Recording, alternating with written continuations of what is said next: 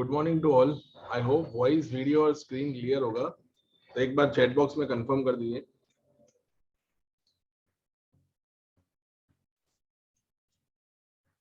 Now so जैसा कि हमने लास्ट सेशन में डिस्कशन किया था about the historical discussion only, तो उसको 1-2 मिनट में रिवाइज कर लेते हैं, तब तक कुछ स्टूडेंट्स आ जाएंगे। सो ये फाइल शायद आप सब लोगों को मिल ही गया होगा। सो हमने ये डिस्कशन किया था the constitutional background of income tax. Okay, so क्या उसका बैकग्राउंड क्या है?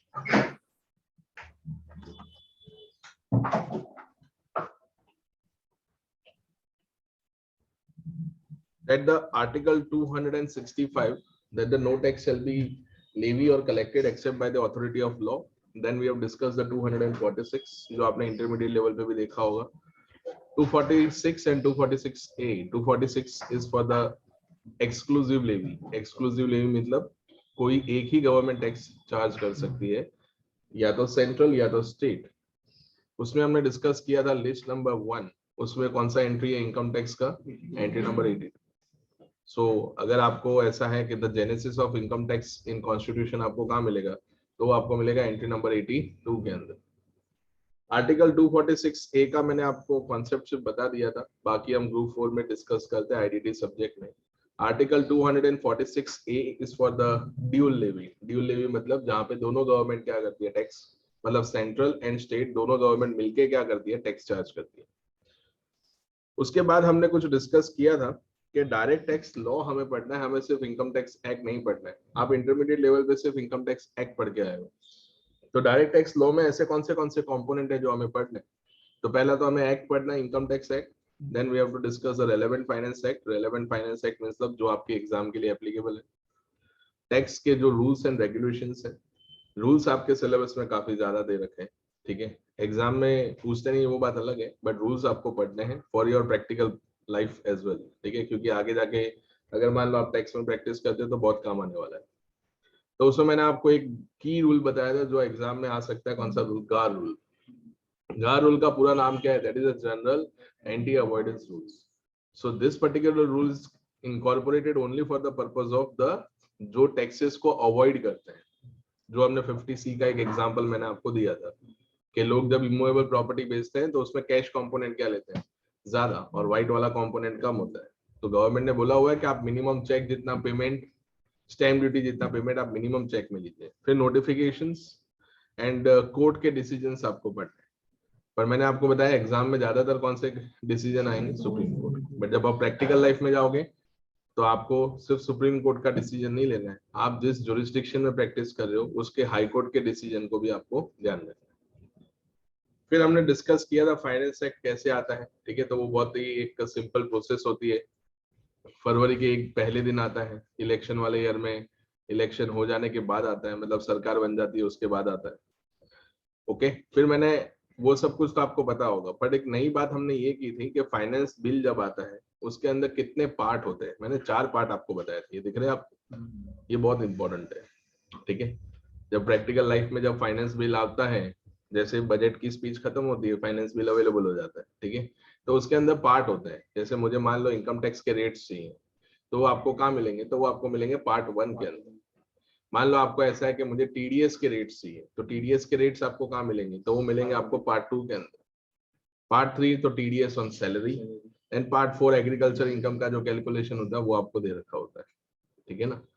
सो क्या होगा कि मान लो कि आपको कुछ क्रिस्टलाइज करना है, आपके पास काफी सारे क्लाइंट्स वगैरह हैं, ठीक है, उनको आपको एडवाइस देना है कि टीडीएस के रेट्स में क्या चेंजेस हुए। तो आप पूरा फाइनेंस बिल ढूंढोगे कि फाइनेंस बिल का फर्स्ट शेड्यूल निकालोगे, कौन सा वाला शेड्यूल? First schedule. उसमें जाओ पार्ट 2 के अंदर, उसमें सारे टीडीएस के रेट्स उन्होंने दे रखे हैं, ठीक है। सो ये ध्यान रखना। फिर मैंने ये भी आपको बताया था कि 2024 में जब इलेक्शन होगा तो उस टाइम पे क्या दिक्कत होगी कि उसका तो फाइनेंस बिल आया होगा नहीं, ठीक है। तो मुझे तो टीडीएस के रेट्स कब चाहिए होते हैं?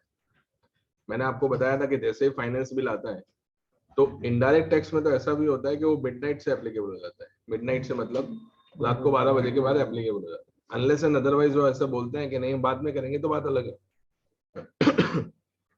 लेकिन इनकम टैक्स में ऐसा नहीं होता है। आगे आ जाइए, आप 2-3 जने आगे आ जाओ, इतना पीछे क्यों बैठे। अगर मैं बात करूं इनकम टैक्स की, तो इनकम टैक्स मिडनाइट से एप्लीकेबल नहीं होगा। इनकम टैक्स कब से होता है, वो एक टैक्स पीरियड में चलता है, तो वो कब एप्लीकेबल होगा, तो वो होगा 1 अप्रैल से होगा, ठीक है ना। तो अभी 2024 का जो 1 अप्रैल होगा उस दिन तो मेरे पास फाइनेंस बिल होगा नहीं, तो इसलिए मैंने आपको बताया था कि गवर्नमेंट क्या लेके आती है, इंटरिम बिल। इंटरिम बिल कब तक एप्लीकेबल रहता है, जब तक नया बिल इंट्रोड्यूस नहीं हो जाता। Once the new bill is introduce, तो उसके बाद वो फाइनेंस बिल क्या होगा, एप्लीकेबल हो जाएगा। सो ये ध्यान रखना, ये हमने कुछ फर्स्ट सेशन में डिस्कस किया था। जो आपके एग्जाम में जो रेलेवेंट है वो ये वाला 3 से 4 बार उन्होंने एग्जाम में पूछा हुआ है, बट बहुत पहले पूछते थे 2018 से पहले, उसके बाद उन्होंने पूछना बंद कर दिया। ईओ कौन होगा, आपने जैसे मान लो कि इंटरमीडिएट लेवल पे तो ये डिस्कस ही नहीं हुआ होगा कि असेसिंग ऑफिसर कौन होता है, बट फाइनल लेवल में फर्स्ट लेक्चर में ये डिस्कस करना होता है असेसिंग ऑफिसर कौन होगा। क्योंकि आपका जो सिलेबस है उसके अंदर आपको सिर्फ इनकम का कैलकुलेशन नहीं सीखना है, इनकम का कैलकुलेशन के साथ साथ मान लो असेसमेंट का पार्ट होता है। असेसमेंट कैसे होता है, असेसमेंट में कितनी कितनी चीजें देखनी होती है, क्योंकि असेसमेंट डायरेक्ट नहीं स्टार्ट होता है, पहले उसके लिए नोटिस आती है, नोटिस के बाद असेसमेंट होता है, असेसमेंट ऑर्डर जनरेट होता है, फिर आता है डिमांड नोटिस आता है, ये एक प्रोसेस होती है। मान लो आपको कोई नोटिस आया, उसको आप सेटिस्फाइड नहीं हो उस नोटिस से, तो आप उसको चैलेंज कर सकते हो, मतलब आप उसको अपील में लेके जा सकते हो, या आप उसको रिवीजन में लेके जा सकते हो। समझ रहे हो ना मैं क्या बोल रहा हूँ, तो ये पूरा प्रोसेस आपको पढ़ना पड़ेगा। तो उसके लिए आपको ये जानना बहुत जरूरी होता है कि असेसिंग ऑफिसर कौन होता है, क्योंकि असेसिंग ऑफिसर में भी क्या होता है कि एक पर्टिकुलर पर्सन ही आपको नोटिस सर्व कर सकता है। मैंने आपको बताया था कि कमिश्नर इनकम टैक्स का असेसमेंट करेगा क्या, कमिश्नर एक डेकोरेट ऑफिसर होता है, तो उस केस में कमिश्नर कभी असेसमेंट नहीं करेगा। असेसमेंट कौन करेगा, रैंक 1। नॉर्मली ट्रांसफर प्राइसिंग मतलब इंटरनेशनल टैक्सेशन के जो केसेस होते हैं वो किसके पास होते हैं, जेसी के पास, मतलब ज्वाइंट कमिश्नर। तो वहां पे देखो लिखा हुआ है रैंक 1 ज्वाइंट कमिश्नर, वो मैं बाद में बताऊंगा आपको कि कौन सा मैटर किसको रेफर होगा। फिर रैंक 2 दे रखा है, वो कौन होगा, एसीडीसी। रैंक 3 कौन होता है, आईटीओ, इनकम टैक्स ऑफिसर। ये आप ध्यान रख लीजिएगा, ठीक है। उसमें कुछ एक अमाउंट होती है कि लाइक इतने से ज्यादा का मैटर होगा तो वो इसको रेफर होगा, इससे ज्यादा मैटर होगा तो वो उसको रेफर होगा। आप इतना ध्यान रखोगे जितना बड़ा मैटर होगा उतना ऑफिसर क्या होगा, बड़ा होगा। आप ऐसा ध्यान रखना। फिर मैंने आपको बताया था अथॉरिटी। अगर मान लो कि गवर्नमेंट को कुछ चेंजेस करने इनकम टैक्स लॉ के अंदर या इनडायरेक्ट टैक्स लॉ के अंदर, तो वो कौन करेगा, क्या सीबीडीटी या तो central board of indirect taxes is authorise कि वो की अमेंडमेंट कर सके या चेंजेस कर सके, नो। सीबीडीटी एंड सीबीआईटी मतलब central board of indirect taxes is only a subordinate authority, okay. उसका काम लॉ को अमेंड करना नहीं, उनका काम सिर्फ ये है कि जो लॉ बनाया गया है उसको प्रॉपर वे में क्या करना, इम्प्लीमेंट करना, उसको ग्राउंड लेवल तक पहुंचाना, बस वो उनका काम है। मतलब सीबीडीटी है, इस कौन सी अथॉरिटी होगी, सपोर्टिव अथॉरिटी। तो एडजुडिकेटिंग अथॉरिटी कौन होगा, जो अथॉरिटी पावर है जो डिसीजन ले सकता है, तो कौन होगा। अभी हम लिस्ट 1 पढ़ रहे हैं, तो लिस्ट 1 में कंसर्न अथॉरिटी कौन सी होगी, central government. And court, but court में भी कौन, supreme court, not high court. मैंने आपको ये क्लियरली बोला हुआ है। मैं आपको लिख के दे देता हूँ कि एग्जाम में ऐसा टफ पेपर निकालना है तो ऐसा वो लोग पूछ सकते हैं कि हाई कोर्ट का कोई डिसीजन आया और वो हाई कोर्ट के डिसीजन के बेसिस पे एओ ने नोटिस सर्व किया है, तो क्या वो नोटिस वैलिड है या इनवैलिड है, वैलिड है अगर वो कंसर्न जुरिस्डिक्शन में आता है तो। समझ में आ रहा है। गुजरात हाई कोर्ट ने कोई डिसीजन दिया है तो वो पूरे गुजरात में एप्लीकेबल होता है। तो राजकोट का एओ है, उसने कोई जुरिस्डिक्शन बेस्ड नोटिस भेज दिया, अहमदाबाद के जुरिस्डिक्शन में कोई नोटिस गया है, तो वो एब्सोल्युटली वैलिड है। एक सेक्शन आता है सेक्शन 147 जो असेसमेंट प्रोसीजर में हम देखेंगे, that is income escaping assessment. मतलब अगर आपने इनकम की मतलब टैक्स की चोरी की है तो उसका असेसमेंट उस सेक्शन के अंदर होता है। तो सेक्शन के अंदर नोटिस आने के पीछे का रीजन होता है कि अगर कोई कोर्ट का डिसीजन आए, तो उसको हम डिटेल में देखेंगे बाद में जब आएगा तब। तो ये हमने कुछ फर्स्ट सेशन में डिस्कस किया था। आज के सेशन में जो हमें शुरुआत करनी है वो है बेसिक्स ऑफ इनकम टैक्स, ठीक है। सो सबका ध्यान होना चाहिए।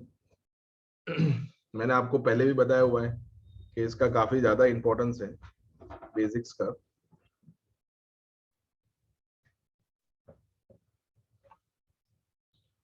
टैक्स के अंदर इन टोटल आपको 2 स्पाइरल मिलेगी।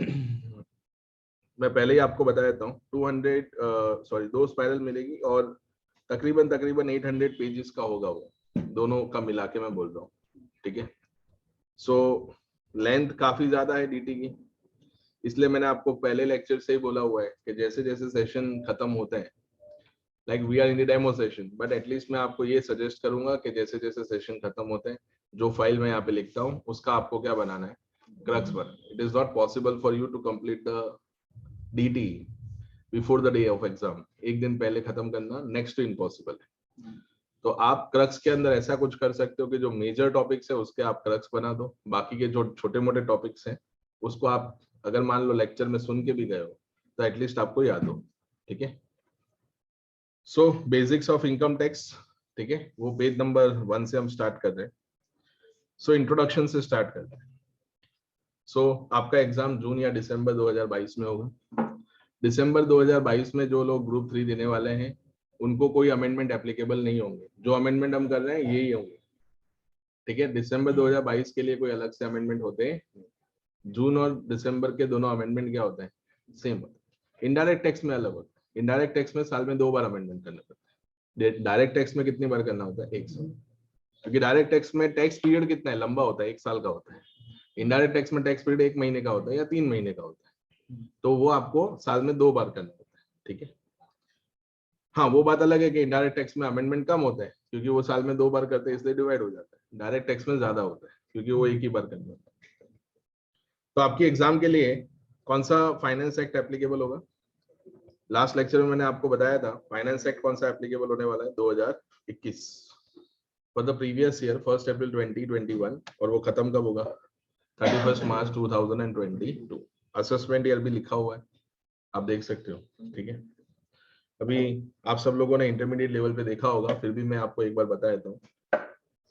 प्रीवियस ईयर मतलब क्या होता है, जिस ईयर में हम अर्न करते हैं, मतलब पहले टैक्स पे करने से पहले पैसा कमाना भी पड़ता है, मतलब इनकम अर्न करनी पड़ेगी। तो जिस ईयर में हम इनकम को अर्न करते हैं उसको हम क्या बोलते हैं, प्रीवियस ईयर। और जिस ईयर में हम टैक्स पे करते हैं उसको हम क्या बोलते हैं, असेसमेंट ईयर, ठीक है। तो आप दोनों ही वर्ड को मतलब आइडेंटिफाई करोगे तो आप ऐसा देख सकते हो कि लाइक प्रीवियस ईयर मतलब हम अर्न करते हैं, जिसको हम फाइनेंशियल ईयर भी बोलते हैं। एंड असेसमेंट ईयर मतलब जिसमें हमें असेसमेंट करना है, assessment of what, income, and then assessment of tax.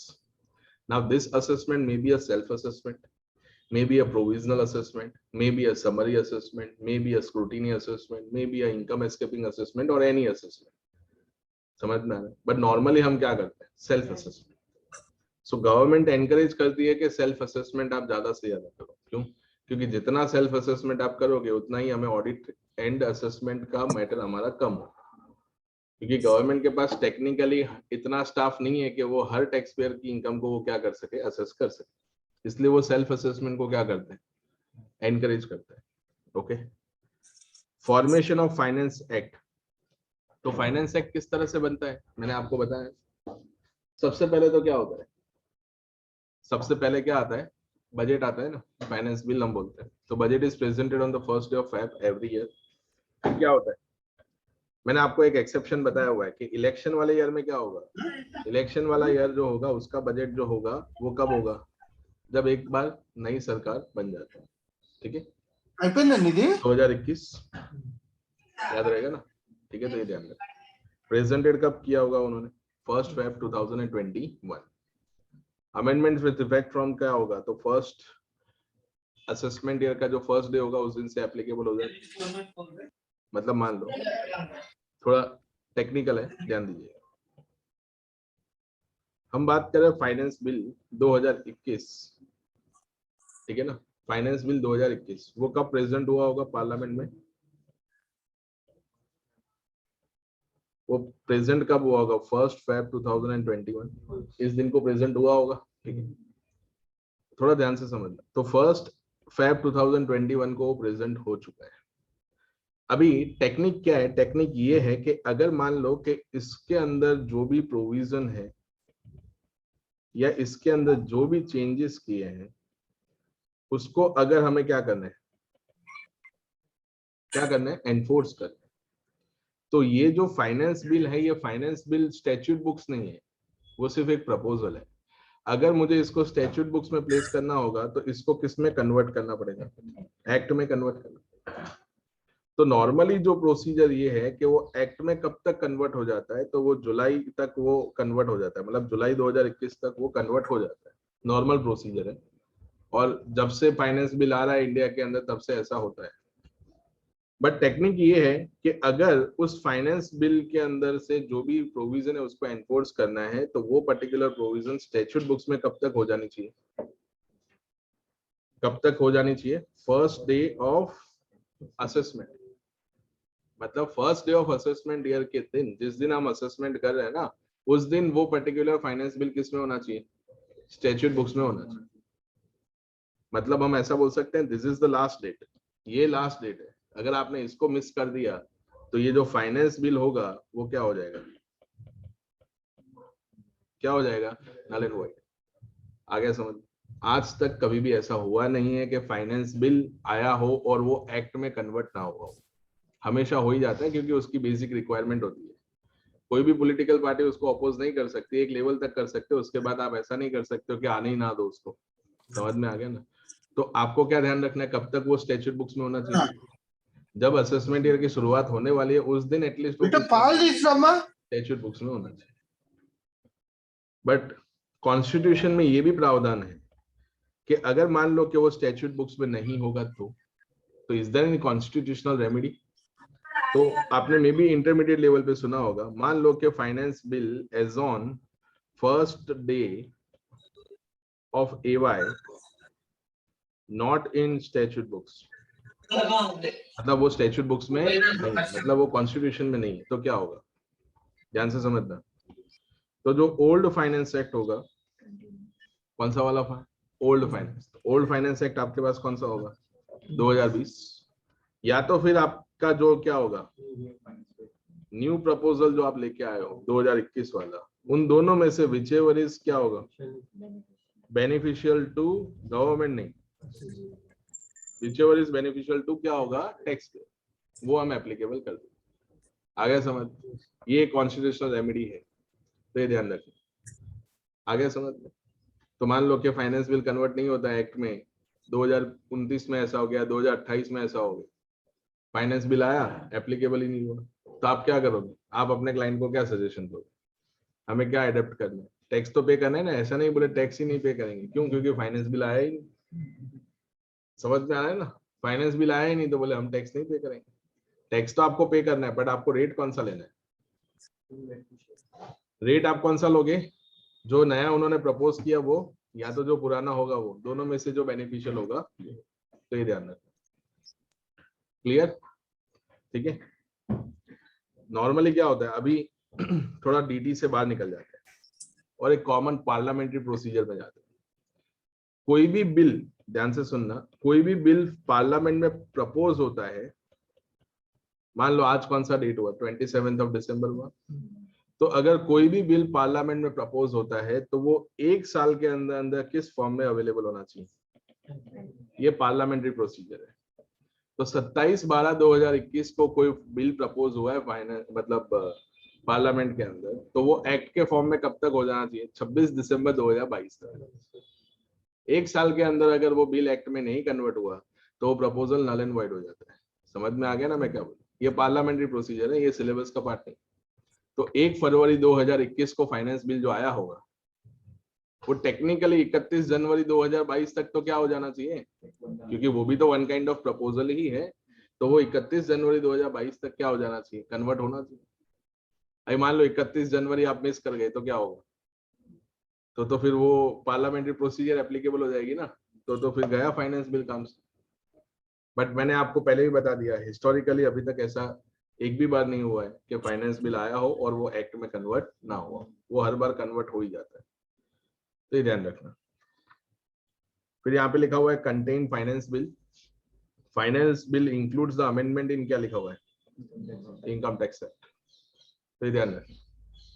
Normally, the amendments for the previous year, 31st of March 2022, means the assessment year 22-23. Retrospective amendment also क्या लिखा हुआ है, कुछ टाइम पहले मतलब 10 साल पहले, रेट्रोस्पेक्टिव अमेंडमेंट नहीं हो सकता था, अभी भी नहीं होता है, बट कुछ केसेस में रेट्रोस्पेक्टिव अमेंडमेंट हुआ है। वो कौन सा केस है वो हम कैपिटल गेन में डिस्कस करेंगे। आप सब लोगों ने इसके केस के बारे में सुना ही होगा। कौन सा वाला केस है? वोडाफोन, जिसमें उन्होंने रेट्रोस्पेक्टिव अमेंडमेंट किया। बहुत ही डिटेल में उसकी चर्चा हम करेंगे, ठीक है ना। एग्जाम में आता नहीं है बट प्रैक्टिकल लाइफ के लिए जरूरी है, ठीक है, तो ये ध्यान रखना। रेट्रोस्पेक्टिव अमेंडमेंट मतलब क्या होता है, आप सब लोगों को पता होगा। रेट्रोस्पेक्टिव मतलब वो लोग पहले से अमेंडमेंट करते हैं। जैसे मान लो आपकी कोई बेसिक एग्जांपल लो कि आपकी कोई पर्टिकुलर इनकम एग्जेम्प्ट है, मतलब आपने जो इनकम अर्न किया उसके ऊपर कोई टैक्स नहीं पे करना है, तो गवर्नमेंट ने बोला है कि हमने आपको एग्जम्पशन दे रखा है, ठीक है। लेकिन उन्होंने 3-4 साल बाद क्या बोला कि अभी ये पर्टिकुलर इनकम को हम क्या लगाएंगे, टैक्स लगाएंगे। चलो कोई बात नहीं, आप टैक्स लगा दोगे, हम टैक्स पे कर देंगे। बट उन्होंने क्या बोला कि हम टैक्स अभी से नहीं लगाएंगे, हम रेट्रोस्पेक्टिवली लगाएंगे। मतलब 4 साल पहले जो आपने इनकम अर्न की थी उसके ऊपर भी हम क्या लगाएंगे, टैक्स लगाएंगे। ऐसा पॉसिबल नहीं है, टेक्निकली पॉसिबल नहीं। अगर कोई भी अमेंडमेंट करना है तो आप वो प्रोस्पेक्टिव बेसिस पे कर सकते हो। कौन से बेसिस पे कर सकते हो? Prospective. Retrospective amendment is not possible, supreme court के गाइडलाइंस में लिखा हुआ है। सुप्रीम कोर्ट ने वोडाफोन के केस में भी यही बोला था कि नो डाउट टैक्स का अवॉइडेंस हुआ है, तो टैक्स का अवॉइडेंस हुआ है तो ये मैटर को जाने दो, अभी प्रोस्पेक्टिव बेसिस पे आप लॉ बनाओ। बट गवर्नमेंट ने क्या बोला कि हम रेट्रोस्पेक्टिव बेसिस से लॉ बनाएंगे। समझ में आ गया? ठीक है, तो उसके बारे में हम बाद में डिस्कशन करेंगे। तो retrospective amendment are also made, but in the few cases, वो हम देखेंगे, ठीक है। Bill when pass by Lok Sabha and Rajya Sabha and receive the assent of president becomes, क्या लिखा हुआ है, फाइनेंस। आगे समझ, कोई भी बिल जो है पार्लियामेंट का जो भी प्रोसीजर होता है वो किसके थ्रू एंड होता है? कोई भी बिल प्रपोज होता है तो वो किसके थ्रू एंड होता है? प्रेसिडेंट ऑफ इंडिया के थ्रू एंड होता है। इंटरमीडिएट लेवल पे मैं जो अभी बताने जा रहा हूँ वो आपने शायद सुना होगा, बट फटाफट इसको देख लेते एक बार। कॉन्स्टिट्यूशन के, मैंने लास्ट लेक्चर में बताया था कि 3 ऑर्गन होते हैं, ठीक है। जैसे बॉडी में काफी सारे ऑर्गन होते हैं और बॉडी को इफेक्टिवली फंक्शन करने के लिए वो ऑर्गन्स की जरूरत पड़ती है, वैसे ही कॉन्स्टिट्यूशन को भी इफेक्टिवली फंक्शन करने के लिए ये 3 ऑर्गन जरूरी होते हैं, ठीक है ना। आपने सुना होगा ना कि संविधान के कितने पिलर्स होते हैं, सब लोग बोलते हैं 4, पर वो अलग मैटर में है। ब्यूरोक्रेसी भी होता है, फिर जर्नलिज्म भी होता है, ठीक है ना, वो अलग केस है। यहाँ पे मैं ऑर्गन की बात कर रहा हूँ। तो एक ऑर्गन जो होता है वो कौन सा होता है? लेजिस्लेटिव। तो आपने सुना होगा लेजिस्लेटिव अथॉरिटी, कभी सुना है लेजिस्लेटिव अथॉरिटी? फिर होता है कौन सा अथॉरिटी? एग्जीक्यूटिव। एंड थर्ड होता है क्या? जुडिशियल। लेजिस्लेटिव की अगर मैं बात करूं तो लेजिस्लेटिव में 2 आते हैं, एक कौन आएगा? पार्लियामेंट, और दूसरा कौन आएगा? असेंबली। तो पार्लियामेंट तो कौन होगा? तो जो सेंट्रल लेवल पे होगा। असेंबली कौन से लेवल पे होगा? स्टेट, या फिर कुछ जगह पे यूटी भी है। एग्जीक्यूटिव अथॉरिटी मतलब 2, central government and state government. Judiciary में आप सुप्रीम कोर्ट ले सकते हो, हाई कोर्ट ले सकते हो, and few specific apex court. तो अभी इन दोनों का, एग्जीक्यूटिव अथॉरिटी का काम क्या होता है? एग्जीक्यूटिव अथॉरिटी का काम होता है लॉ को क्या करना, ड्राफ्ट करना। फाइनेंस बिल कौन ड्राफ्ट करेगा? पार्लियामेंट करेगा कि फाइनेंस मिनिस्टर करेंगे? Finance minister. ड्राफ्ट आप करो और हमें हमारे सामने लेजिस्लेटिव अथॉरिटी के सामने आप क्या करो, प्रपोज करो। Once the law is drafted then it is proposed against the parliament. Parliament अपना एसेंट दे देगा, फिर उसके बाद वो किसके पास जाएगा? प्रेसिडेंट। तो पार्लियामेंट का बॉस हम बोल सकते हैं प्रेसिडेंट है, आप ऐसा मान लो। असेंबली का बॉस कौन होता है? गवर्नर होता है। तो मान लो असेंबली में कोई लॉ प्रपोज हुआ है, असेंबली में कोई लॉ उन्होंने, मतलब असेंबली में जो लॉ प्रपोज करने वाला होगा वो कौन सी एग्जीक्यूटिव अथॉरिटी होगी? स्टेट। वो लोग लेके जाएंगे गवर्नर, सॉरी, असेंबली में प्रपोज करेंगे, बाद में वो किसके पास जाएगा? प्रेसिडेंट के पास नहीं जाएगा, वो जाएगा गवर्नर के पास। उसके बाद एक एक्सट्रीम एक्सेप्शन ये भी है कि अगर मान लो कि कोई स्टेट गवर्नमेंट ने कोई ऐसा लॉ बनाया है जो बिल्कुल भी एनफोर्सेबल, मतलब प्रैक्टिकेबल नहीं है, तो इन दैट केस उसमें पार्लियामेंट इंटरवीन कर सकता है। मतलब पार्लियामेंट बीच में आके उस लॉ को क्या कर सकता है? नल एंड वॉइड डिक्लेयर कर सकता है, ठीक है। वो आपके सिलेबस में नहीं आता। अगर आप कोई और लेवल की प्रिपरेशन कर रहे हो लॉ के अंदर एक्सपर्ट बनना है तब आता है। तो सेंट्रल गवर्नमेंट का बॉस कौन होगा? पीएम। और स्टेट का कौन होगा? सीएम। इसका बॉस कौन होता है? असेंबली का गवर्नर। मैंने बता दिया, ठीक है। सो ये ध्यान दें, अगर मान लो ये दोनों अथॉरिटी ने अपना काम ठीक से नहीं किया है तो आपके पास एक रेमेडियल अथॉरिटी है कि आप किस में जा सकते हो? जुडिशियरी। न्याय मांगने के लिए कहाँ जाएंगे हम? जुडिशियरी में जाएंगे ना, मतलब हाई कोर्ट में जाएंगे, सुप्रीम कोर्ट में। याद रहेगा? तो ये ध्यान रखना, छोटी सी बात है, दिमाग में रखना आपने। क्योंकि क्या होता है कि कहीं कहीं वर्ड ऐसे लिखे होते हैं, एग्जीक्यूटिव अथॉरिटी। तो अभी एग्जीक्यूटिव अथॉरिटी मतलब आप क्या समझते हो? तो एग्जीक्यूटिव अथॉरिटी को हम क्या बोलेंगे? तो सेंट्रल गवर्नमेंट। क्योंकि डायरेक्ट होता है ना दोस्तों, डायरेक्ट में तो क्या लिखा होता है? डायरेक्ट में तो वो लोग एकदम प्रॉपर वोकेबुलरी यूज करते हैं, क्योंकि हर जगह तो सेंट्रल गवर्नमेंट लिखने नहीं जाएंगे। हर जगह सेंट्रल गवर्नमेंट लिखने जाएंगे तो कितना लंबा स्पेस हमें यूज करना पड़ेगा। तो वो लोग लिख लेते हैं कंसर्न अथॉरिटी या तो एग्जीक्यूटिव अथॉरिटी, जो भी उनको मन करेगा लिखेंगे। तो आपको उसको किस तरह से डिकोड करना है वो आपको ध्यान रखना है, ठीक है ना। चलिए आगे बढ़ते हैं। अगर इसका स्क्रीनशॉट चाहिए तो आप ले सकते हो, अदरवाइज ये फाइल तो मैं शेयर कर दूंगा। Who can be the assessing officer, यहाँ पे लिखा हुआ है, थोड़ा ध्यान से देखना पड़ेगा आपको। कौन होगा? पहला रैंक क्या होगा? जेसी, मतलब ट्रांसफर प्राइसिंग के केसेस होते हैं। ट्रांसफर प्राइसिंग मतलब इंटरनेशनल टैक्सेशन के जो केसेस होते हैं वो रैंक 1 ऑफिसर हैंडल करता है। डेप्यूटी एंड असिस्टेंट कमिश्नर वो कौन होगा? तो रैंक 2 एंड रैंक 3 क्या होगा? आईटीओ, ठीक है। सो ये ध्यान रखें, सिंपल है, बट लोगों को नहीं पता होता है तो बहुत बड़ा उनके लिए टेक्निकल पॉइंट हो जाता है। पूरा इनकम टैक्स पढ़ लिया और आपको किसी ने आके पूछ लिया कि ईओ कौन होता है, बोले पता ही नहीं है कौन होता है ईओ, ठीक है। आपको पहले पेज पे ही दे रखा है, आपको ध्यान रखना है कि ईओ कौन होगा। Note number 1, no one else except one of above can be EO, ठीक है। ये नोट 2 सेपरेट करना पड़ेगा। For assessment year assessee can have, क्या लिखा हुआ है? 1 ईओ, जो उसके ऊपर जुरिस्डिक्शन है। नाउ अभी तो क्या आ चुका है? अभी ये ईओ वगैरह का कोई काम है ही नहीं टेक्निकली। क्या आ चुका है अभी? Faceless assessment. फेसलेस असेसमेंट मतलब क्या होगा? कोई भी कांटेक्ट नहीं होता। नॉर्मली क्या होता है कि एओ एंड असेसी, अब थोड़ा प्रैक्टिकली सोचो कि इन दोनों के बीच में अगर हम कोई कांटेक्ट डेवलप करने देंगे तो ultimately it leads to what? Ultimately leads to क्या होगा? करप्शन। क्यों? क्योंकि असेसी किसको जानता है? एओ को जानता है। एओ का नाम भी लिखा होता है नोटिस के नीचे, ठीक है ना। तो वो पहुंच जाएगा, बोले सर बोलते हैं चाय पीने के लिए जाते हैं कहीं, ठीक है ना, और फिर चाय पीने गए, उसमें गवर्नमेंट का नुकसान हो जाता है। गवर्नमेंट बोले ये चाय हमें बहुत महंगी पड़ती है, तो एक काम करते हैं, ये जो चाय पे चर्चा होती है ना और ये जो मुलाकात होती है, ये मुलाकात ही हम क्या करवा देंगे? बंद। समझ में आ रहा है? तो अभी उन्होंने क्या कर दिया है? फेसलेस। फेसलेस 2021 में ही हो गया था, ठीक है, और अभी तो कन्वेंशनल एप्लीकेबल हो चुका है। बट कुछ सेक्शन में फेसलेस नहीं हो सकता, कुछ सेक्शन में फेसलेस नहीं हो सकता। जैसे मैंने थोड़ी देर पहले ही आपको एक सेक्शन बताया, कौन सा section? Section 147। 147 is income escaping assessment. Section 147 में अभी भी फिजिकल असेसमेंट ही होता है, उसमें फेसलेस असेसमेंट नहीं होता। बाकी के सारे सेक्शन में फेसलेस होता है, जैसे रेगुलर हो गया, बेस्ट जजमेंट हो गया, उसमें वो लोग क्या करते हैं? फेसलेस। तो सर ये फेसलेस होता क्या है? मतलब आपको ऑनलाइन नोटिस आएगी, अरे ऑनलाइन नोटिस में भी तो ईओ का नाम लिखा ही होता है ना। फेसलेस में उन्होंने किया क्या दोस्तों? ठीक है, थोड़ा ओवरव्यू दे देता हूं, आप समझिएगा।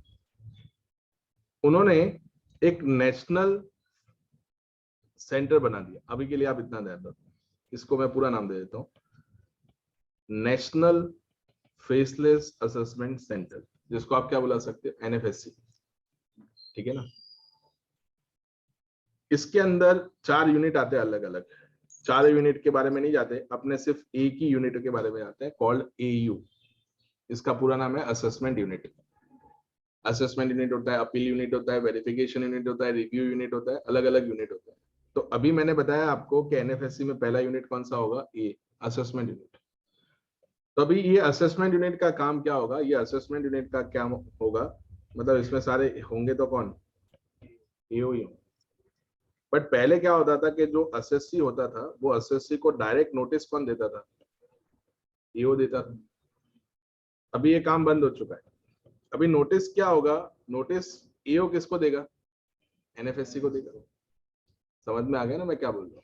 और एनएफएससी आगे किसको जाके देगा, एसएससी को। मतलब एसएससी को ये नहीं पता है कि कौन से एओ ने मुझे नोटिस भेजा है, एसएससी को सिर्फ इतना पता है कि मुझे किसने नोटिस भेजा है, एनएफएससी ने। तभी नोटिस किसकी तरफ से आएगी, एओ की तरफ से नोटिस नहीं आएगी, किसकी तरफ से आएगी, नेशनल फेसलेस असेसमेंट सेंटर की तरफ से आएगी। अभी एसएससी को रिप्लाई किसको देना है, एनएफएससी को देगा। समझ में आ रहा है ना, वो एनएफएससी को रिप्लाई देगा, बाद में एनएफएससी वो मैटर किसको रेफर करेगा, एसएससी। अभी इंटरेस्टिंग बात क्या होती है पता है दोस्तों, ये जो एओ होता है ना, पहले जब फेसलेस नहीं था ना, तो जो एओ होता था, लाइक मैं अहमदाबाद से हूँ, तो जो एओ होगा ना वो अहमदाबाद जुरिस्डिक्शन का ही होगा। मतलब क्या होगा, अगर मान लो फेसलेस कर भी देता हूँ तो मुझे पता है कि एओ कौन सा होगा, अहमदाबाद का होगा। बट अभी इंटरेस्टिंग क्या कर दिया कि ये एओ है ना वो किसी भी जुरिस्डिक्शन से हो सकता है। मतलब क्या होगा, ये जो नेशनल फेसलेस असेसमेंट सेंटर है ना, वो एक रैंडम टोकन लेता है। रैंडम टोकन मतलब कोई भी जगह असेसमेंट जाएगा तो आपका असेसमेंट मान लो कौन से जुरिस्डिक्शन में चला गया, कोलकाता जुरिस्डिक्शन, तो अभी कौन सा एओ आपका असेसमेंट करेगा, कोलकाता। आपको पता ही नहीं है कि एओ कहाँ बैठा है। समझ में आ गया। और मान लो आपका बहुत बड़ा जैक है, बहुत बड़ा जैक है, आपने ढूंढ लिया वो एओ को, कहीं से कुछ जुगाड़ उगाड़ करके ढूंढ लिया, आपने जाके सेटिंग भी कर दिया उसके साथ। तो गवर्नमेंट ने उसके लिए एक और यूनिट बनाया हुआ है called review unit. Review unit मतलब क्या, अगर कोई असेसमेंट ठीक से नहीं हुआ है तो हम मैटर किसको रेफर कर देंगे, रिव्यू यूनिट को। फिर मान लो मैटर रिव्यू में चली गई तो उसमें भी रैंडम टोकन से नंबर जनरेट होता है। तो रिव्यू यूनिट में आपका मैटर पटना असेसमेंट में चला गया, पटना जुरिस्डिक्शन। तो अभी कौन सा एओ करेगा, पटना वाला। अभी आप किसको ढूंढने जाओगे, पटना वाले को भी ढूंढ लिया, गवर्नमेंट बोले वापस रिव्यू करो, फिर गया चेन्नई यूनिट के पास, कहाँ तक पहुंचोगे। समझ में आ गया ना। तो ये इससे क्या फायदा क्या होगा, इससे क्या कम होगा, करप्शन कम हो जाएगा। जीरो तो नहीं हो सकता बट एटलीस्ट क्या होगा, उन्होंने मान लो कि अगर कोई आपको आके ऐसा पूछता है कि आपने करप्शन को कम करने के लिए क्या स्टेप्स लिए, तो आपके पास पहला बात क्या होगा, ये वाला फेसलेस, हमने इससे क्या कर दिया, करप्शन बंद कर दिया। तो अहमदाबाद का जो एओ होगा उसको पता होगा कि मैं कौन से एसएससी का असेसमेंट कर रहा हूँ, क्या उसको पता होगा। समझ में आ गया ना। और उसमें भी क्या है कि अगर आपने कॉन्टेक्ट डेवलप भी किया तो आपको डिपार्टमेंटल एक्शन के लिए तैयार रहना पड़ेगा।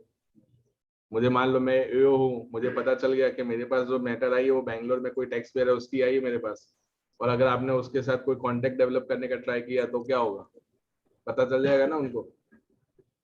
इन शॉर्ट आपका जो कम्युनिकेशन चैनल है वो किसके थ्रू ऑपरेट होगा, एनएफएससी के थ्रू होगा, नेशनल फेसलेस असेसमेंट सेंटर, वही सबके साथ बात करेगा।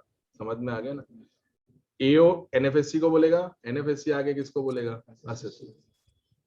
ठीक है, एसएससी एनएफएससी को बोलेगा, एनएफएससी आगे एओ को बोलेगा। ठीक है ना, उनका काम ये है। सो ये ध्यान रखना।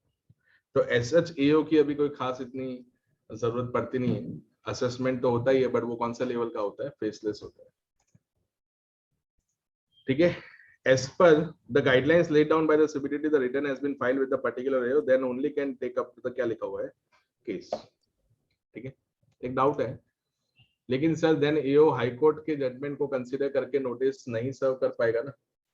वो तो एनएफएससी का मैटर है, नोटिस अभी कौन देगा, एओ थोड़ी ना देगा। नोटिस कौन देगा अभी, एनएफएससी देगा। समझ में आ गया। एनएफएससी नोटिस देगा, नोटिस एसएससी के पास जाएगी। बाद में एनएफएससी टोकन नंबर निकालता है जो रैंडम नंबर होता है। रैंडम नंबर उनका कोई भी होगा, सिस्टम दबाएगा, एंटर दबाया, मान लो कि आ गया नागपुर जुरिस्डिक्शन, तो मैटर कहाँ जाएगी फिर, नागपुर। वो बिल्कुल रैंडम नंबर होता है, स्टैटिस्टिकल मॉडल उन्होंने लगाया हुआ है, पूरा रैंडम नंबर ही होगा। समझ में आ गया ना, क्लियर हो गया। ठीक है, तो ये ध्यान रख। तो अगर मान लो एनएफएससी को नोटिस देना है, एनएफएससी को देखना है कि किसी हाई कोर्ट का डिसीजन आया है तो हमें नोटिस देना है, तो आप दे सकते हो। क्लियर, सो ये ध्यान रखिएगा। उसके बाद कुछ टैक्स लायबिलिटीज हैं। ठीक है, हमें बेसिक्स के अंदर ज्यादातर केसेस में हमें सिर्फ टैक्स रेट से डिस्कस करने। ठीक है, कंप्यूटेशन ऑफ टैक्स लायबिलिटी। तो ये जो टैक्स लायबिलिटी यहाँ पे आपको देखो दो दे रखी है, वो किसकी है, इंडिविजुअल। टेक्निकली लास्ट अटेम्प्ट को छोड़कर जो दिसंबर 21 में जो गया उसको छोड़कर पिछले जितने भी अटेम्प्ट है उसमें कभी भी इंडिविजुअल का क्वेश्चन आया नहीं। ठीक है, आया होगा तो भी क्या होगा, कुछ कैपिटल गेन का क्वेश्चन पूछा होगा, बट जो कन्वेंशनल इंडिविजुअल का क्वेश्चन होता है जिसके अंदर आपको टोटल इनकम निकाल के डिडक्शन देना होता है वो आता नहीं है। ठीक है, बट फिर भी मैंने इसको स्पेसिफिकली कवर इसलिए किया है क्योंकि आपको याद रहना चाहिए। ठीक है, तो स्लैब में ऐसा कोई चेंज हुआ नहीं, आपने इंटरमीडिएट में जो देखा होगा वही है। हाँ, लेकिन एक चेंज उन्होंने जरूर किया है, उन्होंने एक नया सेक्शन इंसर्ट किया है called section 115 BAC। Now section 115 BAC is one kind of a alternative tax regime। Alternative मतलब क्या है, आपके पास यहाँ पे टेक्निकली हम डिस्कस करेंगे तो आपके पास है क्या ऑप्शन, क्या आप इस सेक्शन में जा सकते हो या तो फिर आपको ये नॉर्मल सेक्शन में ही जाना है। ठीक है, लेकिन उन्होंने क्या बोला है कि अगर आप ऑल्टरनेटिव टैक्स रिजिम में जाना चाहते हो तो ऑफ कोर्स हम आपके स्लैब को क्या कर देंगे, थोड़ा और क्या करेंगे, हम आपके जो टैक्स के जो स्लैब है उसको हम और क्या कर देंगे, बेनिफिशियल कर देंगे। बट उसके लिए आपको कुछ सेक्शंस हैं, ठीक है ना, उसका हम आपको कोई बेनिफिट नहीं देंगे। मतलब क्या होगा, अगर आपको जाना है तो जाओ कोई बात नहीं, बट जो हम आपको बेनिफिट देते हैं ना वो बेनिफिट देना बंद। इसका मतलब क्या हुआ, ये वाले ऑप्शन में जो आपकी इनकम आएगी वो कम आएगी, ये वाले ऑप्शन में आपकी इनकम क्या आएगी, ज्यादा आएगी, बिकॉज वो लोग डिडक्शन देने से क्या कर रहे हैं, ना बोल रहे हैं। समझ में आ गया? तो सर ये तो गलत हो जाएगा ना, अगर मुझे विथ डिडक्शन इतना इनकम हो रहा है और विदाउट डिडक्शन इतना इनकम हो रहा है तो फिर मैं विथ डिडक्शन में जाना चाहूंगा। ठीक है ना, तो बात तो आपकी सही है, बट मान लो कि कोई लोग डिडक्शन लेते ही नहीं है तो उसके लिए क्या होगा, उसके लिए तो ऑल्टरनेटिव सिस्टम ही सही रहेगा ना। ऐसे कौन से हैं उसको हम बाद में डिस्कस करेंगे, बट एक दो मैं बता देता हूँ। जैसे आपने सुना होगा सैलरी चैप्टर के अंदर आप एक स्टैंडर्ड डिडक्शन आप पढ़ के आए हो, आप जब पढ़ते होंगे तब मे बी 40,000 होगा, पर अभी कितना हो चुका है, 50,000। ठीक है, इंटर में जब आपने देखा होगा तब 40,000 था। मे बी ऐसा भी हो सकता है कि कुछ स्टूडेंट्स ने स्टैंडर्ड डिडक्शन देखा ही ना हो। ठीक है, स्टैंडर्ड डिडक्शन मतलब आप ऑफिस आने जाने का खर्चा होता है ना, तो वो खर्चा भी तो माइनस करना होता है। तो गवर्नमेंट ने बोला कि उसका हिसाब किताब हम नहीं रख सकते, 40,000 रुपए फिक्स है। अभी कितना है, 50,000 रुपए। तो मान लो आपकी 10 लाख रुपए ग्रॉस सैलरी आई है तो उसमें 50,000 रुपए का आपको क्या मिल जाता है, स्टैंडर्ड डिडक्शन। तो आपकी नेट सैलरी कितनी होगी, 950। सरकार बोले अगर आप सेक्शन 115 BAC में जाना चाहते हो तो ये बंद, आपकी सैलरी कितनी हो जाएगी, 10 लाख।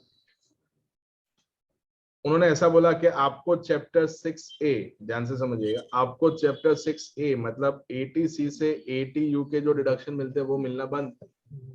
ये तो यार क्या हो गया, मान लो 9.5 लाख में 1.5 लाख रुपए तो आपने 80C का डिडक्शन ले लिया, तो आपकी नेट इनकम कितनी हो जाएगी, 8 लाख। इधर आपकी कितनी रहेगी, 10 लाख ही। मतलब इन शॉर्ट जो जो आपको बेनिफिट मिलते हैं वो बेनिफिट देना उन्होंने क्या कर दिया, बंद। आपने पीजीबीपी में सुना होगा एडिशनल डेप्रिसिएशन, साइंटिफिक रिसर्च का डिडक्शन, ये सारे डिडक्शन हम आपको नहीं देंगे। समझ में आ रहा है, मतलब सेक्शन 115 BAC में उन्होंने बोला है कि आपका सब कुछ हम क्या कर देंगे, जो बेनिफिट आपने लिया है वो सब कुछ क्या हो जाएगा, बंद।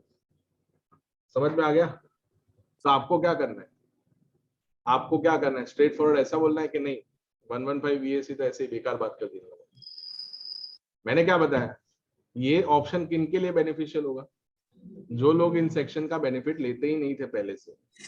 समझ में आया, मैं जॉब करता ही नहीं हूँ, मैं ATC में डिडक्शन लेता ही नहीं हूँ, समझ में आ गया, तो मेरे लिए ये ऑप्शन बेनिफिशियल होगा, अदरवाइज ये ऑप्शन बेनिफिशियल होगा। तो आप ध्यान रखना, इंडिविजुअल के केस में दो टैक्स रिजिम है, एक तो नॉर्मल वाला और दूसरा कौन सा वाला, ऑप्शनल वाला, सेक्शन 115 BAC। बट वो उसमें आप जाओगे कोई दिक्कत नहीं है, बट आपको कुछ बेनिफिट्स हम नहीं देंगे जो आपको नॉर्मली मिलते थे। ठीक है, सो नीचे दे रखा है, थोड़ी देर में बात करते हैं उसके बारे में, 115 BAC। ठीक है, आपको सारे सेक्शंस याद रखने हैं, ठीक है ना, सेक्शन सारे याद रखने पड़ेंगे, सेक्शन के बिना बात बनेगी। जितने सेक्शंस आप याद करोगे उतना आपको कॉन्सेप्ट याद रहने के चांसेस क्या है, ज्यादा। समझ में आया? क्योंकि फाइनल लेवल पे बिल्कुल भी बेयर नहीं कर सकता हूँ कि आपको सेक्शन याद ना रहता। ठीक है, सेक्शन तो याद रखना ही पड़ेगा, चाहे कुछ कर लो। पहले नहीं, दूसरे लेक्चर में मैं बोल रहा हूँ, फर्स्ट सेशन में भी मैंने बोला हुआ है कि आप सेक्शन क्या रखना याद। जितना सेक्शन याद रखोगे, अभी मान लो क्रक्स आप बना रहे हो, तो क्रक्स बना रहे हो तो आपको क्या करना है, आपका जो पेज होता है उसके टाइटल में लिख देना है कि सेक्शन 115 BAC। तो जैसे ही सेक्शन को देखोगे ना, पूरा कॉन्सेप्ट याद आना चाहिए कि इसमें क्या है। समझ में आ रहा है?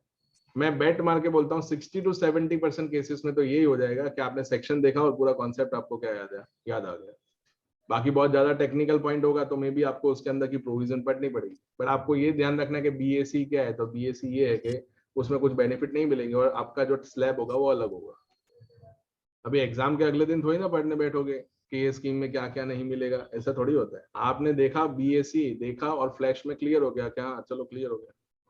ठीक है, क्योंकि मैंने बहुत बैचों में देखा है कि वो कॉन्सेप्चुअली बहुत क्लियर होते हैं बट उनको लेंथ बीट कर देती है। ठीक है, तो आपके साथ ऐसा ना हो, कॉन्सेप्चुअली तो क्लियर रहना है प्लस लेंथ को भी कवर करना है। देखो यहाँ पे लिखा हुआ है, income tax shall be calculated according to the rates given in the relevant finance act. For the assessment year 22-23, tax is calculated for the purpose of this book at the rate prescribed by the Finance Act 2021. Different assessee are taxable at क्या लिखा हुआ है, different rates. तो यहाँ पे direct का ही part है, तो डायरेक्ट के अंदर लिखा हुआ है, in case of every individual other than individual referred to in item number 2 and 3. मतलब 2 और 3 में अलग रेट है, ज्यादा कुछ है नहीं। 2 में दे रखा है किसके बारे में, सीनियर सिटीजन। ठीक है ना, ये मैंने शॉर्ट में लिखा है, क्या लिखा है, सीनियर सिटीजन। 3 में जो दे रखा है वो है सुपर सीनियर सिटीजन। ठीक है ना, बस इतना ही। तो यहाँ पे लिखा हुआ है एवरी इंडिविजुअल, पैराग्राफ में लिखा हुआ है, और HUF फैमिली और एसोसिएशन ऑफ पर्सन और body of individual whether incorporated or not, every artificial judicial person referred to in subclause 7 of clause 31 of section 2 of the Income Tax Act, not being a case to which any other paragraph of this part apply. मतलब वो 2 और 3 की बात कर रहा है। तो slab आप सब लोगों को पता है ना अभी, सर ये तो हम जब बच्चे थे इंटर में तब पता था हमें। 2.5 लाख तक क्या होगा, 2.5 लाख तक कोई टैक्स लगेगा नहीं। गवर्नमेंट ने बोला ये आपका हाउस होल्ड एक्सपेंस है, 2.5 लाख तक हम टैक्स लगाएंगे। टेक्निकली 5 लाख तक टैक्स नहीं लगता। अगर आपकी इनकम मान लो 5 लाख है, कितनी है 5 लाख, तो टैक्स नहीं लगेगा। नेट इनकम की बात कर रहा हूँ। कैसे, 87A का रिबेट आपने किया होगा, किया है ना 87A का। तो 87A का रिबेट में क्या होता है, 12,500 और 100% of tax, which ever is lower क्या हो जाता है, मिल जाता है। ठीक है ना, तो हो गया ना, 5 लाख तक कोई टैक्स आएगा। हाँ, पर अगर मान लो 5 लाख में लॉटरी इनकम है तो टैक्स आ सकता है। ठीक है ना, आ रहा है समझ। तो 2.5 लाख तक कोई टैक्स नहीं है। 2.5 लाख से 5 लाख कितना टैक्स लगेगा, 5%, which comes to 12,500। 5 लाख से 10 लाख कितना टैक्स लगेगा, तो 20% लगेगा, 12,500 आपको प्लस करना है। लास्ट लेक्चर में मैंने आपको बताया था कि इनकम टैक्स में कौन से रेट्स होते हैं। इनकम टैक्स रेट्स जो हैं उसमें सिर्फ नॉर्मल टैक्स रेट ही होते हैं कि नॉर्मल प्लस स्पेशल भी होते हैं, नॉर्मल भी होते हैं और स्पेशल भी। तो यहाँ पे हम जो चर्चा कर रहे हैं ये कौन से टैक्स रेट्स हैं, नॉर्मल वाले टैक्स रेट्स। स्पेशल वाले tax rate as and when, जैसे कैपिटल गेन में स्पेशल रेट होते हैं, लॉटरी इनकम में स्पेशल रेट होते हैं, कुछ केसेस लाइक इंटरेस्ट है, रॉयल्टी है, नॉन रेसिडेंट के केस में टैक्स रेट क्या होता है, अलग होता है। तो मैंने आपको बताया कि सबसे बड़ा जॉब आपका क्या है, डीटी में सबसे बड़ा जॉब आपका क्या है, टैक्स रेट को क्या रखना, याद रखना। और वो तभी याद रख पाओगे जब आप सेक्शन को क्या करते हो, याद करते हो। और सेक्शन कैसे याद किया जाता है, 2-3 बार उसकी प्रैक्टिस करते हैं तब याद रह जाता है। समझ में आ रहा है ना मैं क्या बोल रहा हूँ, रट्टा नहीं मानना है। 5 लाख से 10 लाख कितना, 20% एंड 10 लाख से ऊपर होगा तो कितना लगेगा, 30%। ये सबको पता है, तो इसमें मैं ज्यादा नहीं जाऊंगा डिटेल में। फिर यहाँ पे लिखा हुआ है, ये पार्ट बी स्टार्ट हो गया, इंडिविजुअल बीइंग अंडरलाइन करना जब आपके पास मटेरियल आए। क्या लिखा हुआ है, रेसिडेंट। अगर मान लो कि कोई सीनियर सिटीजन नॉन रेसिडेंट है, कोई सीनियर सिटीजन क्या है, नॉन रेसिडेंट, तो उसको ये पैराग्राफ का बेनिफिट नहीं मिलेगा, उसको बाद में बाय डिफॉल्ट किसमें जाना पड़ेगा, ये 2.5 लाख वाले स्लैब में। ये ध्यान रखना। वापस रिपीट कर रहा हूँ, सीनियर सिटीजन रेसिडेंट हुआ तो ही इस सेक्शन में आना, नॉन रेसिडेंट हुआ तो ऊपर वाले में जाना। तो ऊपर वाला क्या है, अभी है ना क्वेश्चन में दे रखा है 64 ईयर्स, तो आपका ध्यान पड़ गया 64 ईयर्स, लाइट का वाड़े से फिर आपने ब्रैकेट में देखा ही नहीं कि वो नॉन रेसिडेंट है, ये जा रहा है सम, गिनते रहे हो आप, तो बाद में वो लोग भी क्या बोल रहे, तुम भी जाओ, जून की जगह अभी कब आना, दिसंबर में आ रहा है समझ। तो ये ध्यान रखना है। डीटी के अंदर स्पेसिफिकली मैं बोलूँ ना, सबसे पहले अगर मान लो सॉल्यूशन स्टार्ट करना है तो क्वेश्चन को एकदम क्लैरिटी के साथ पढ़ना है। 50% आपका जो आंसर होता है ना, वो क्वेश्चन के रीडिंग में ही होता है। अगर क्वेश्चन की रीडिंग में ही गलती कर दी आपने तो फिर काम तमाम हो गया। समझ में आ रहा है ना, आधा अधूरा नहीं पढ़ना है, पूरा पढ़ना है। पूरा पढ़ने के बाद फिर आपको आंसर स्टार्ट करना है, अगर आता है तो ठीक है, नहीं आता है तो सम खत्म हो जाएगा जल्दी। उसके बाद देखो 3 लाख तक सीनियर सिटीजन में कितना बोला उन्होंने, 3 लाख तक कोई टैक्स नहीं लगेगा। 3 लाख से 5 लाख तक कितना, 5%। 5 से 10 कितना लगेगा, 20%। और अगर 10 लाख से ऊपर हुआ तो कितना। तो हम ऐसा कुछ नाम दे सकते हैं कि अगर आपको कोई आके पूछता है कि जो डायरेक्ट टैक्स है वो कौन से नेचर के है, प्रोग्रेसिव। जैसे जैसे इनकम बढ़ रही है वैसे वैसे टैक्स का रेट भी क्या हुआ है, बढ़ रहा है। बट अगर मैं इनडायरेक्ट टैक्स की बात करूं तो वो प्रोग्रेसिव नहीं होते, वो क्या होता है, रिग्रेसिव इन नेचर। याद रहेगा ना, ये सीखा होगा आपने इंटरमीडिएट में, ठीक है। प्रोग्रेसिव मतलब समृद्धि जैसे जैसे आपकी होगी वैसे वैसे टैक्स की भी क्या होगी, समृद्धि होगी ना। आ गया समझ में। इन case of super senior citizen जिनका एज कितना होता है, 80 ईयर्स, 80 ईयर्स और more at any time during the previous year, तो 5 लाख तक कोई टैक्स नहीं लगेगा, ठीक है। 5 लाख से 10 लाख कितना लगेगा, 20, एंड 10 लाख से ऊपर होगा तो कितना टैक्स लगेगा, 30%। फिर सरचार्ज दे रखा है उन्होंने। सरचार्ज पे जाने से पहले उन्होंने एक क्लैरिफिकेशन इश्यू किया हुआ है। जिन लोगों ने इंटर में डीटी मुझसे पढ़ा होगा मे बी उनको पता होगा क्लैरिफिकेशन क्या इश्यू किया, थोड़ा ध्यान से समझना, बहुत इंटरेस्टिंग और फनी क्लैरिफिकेशन है। मतलब मान लो हम बात करते हैं मिस्टर एक्स है, ये कौन सा ईयर है, प्रीवियस ईयर 2021-22, ठीक है ना। अभी इस साल मिस्टर एक्स कितने साल के हैं, 59 ईयर्स। कितने साल के, 59 ईयर्स। उनकी एज कितनी है, 59 है।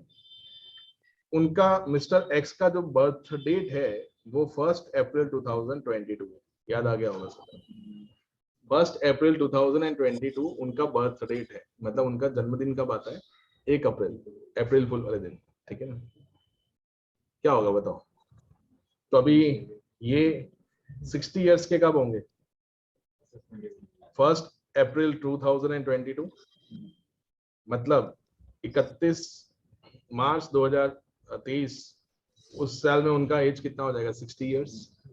तो अभी आप ऐसा बोलोगे कि for the previous year 22-23 mister x जो है वो सीनियर सिटीजन है, बट प्रीवियस ईयर 21-22 के लिए वो कौन से सिटीजन है, नॉर्मल कैटेगरी वाले। नॉर्मल मतलब senior citizen also normal category, but उनका एक स्पेसिफिक स्टेटस है सीनियर सिटीजन, तो ये नॉर्मल सिटीजन है। लेकिन उन्होंने क्या क्लैरिफिकेशन दिया है कि जिन लोगों का बर्थडे कब आता है, 1 अप्रैल को आता है, सिर्फ 1 अप्रैल की बात चल रही है। जिन लोगों का बर्थडे 1 अप्रैल को आता है उनको हम एक दिन पहले ही सीनियर सिटीजन मान लेंगे। मतलब 1 अप्रैल को बर्थडे आ रहा था ना, तो वो उनका बर्थडे वो कब सेलिब्रेट कर सकते हैं, सॉरी 31 मार्च 2022 को वो 60 ईयर्स के हो चुके। समझ में आ गया। तो क्या वो प्रीवियस ईयर 21-22 में सीनियर सिटीजन के बेनिफिट्स ले सकते हैं, आंसर इज यस। आ गया समझ में, एक दिन पहले हो जाए, 2 अप्रैल को होगा तो कोई बात ही नहीं है ना। तो टेक्निकली उन्होंने ये क्लैरिफिकेशन दिया, सही दिया है। सही है ना।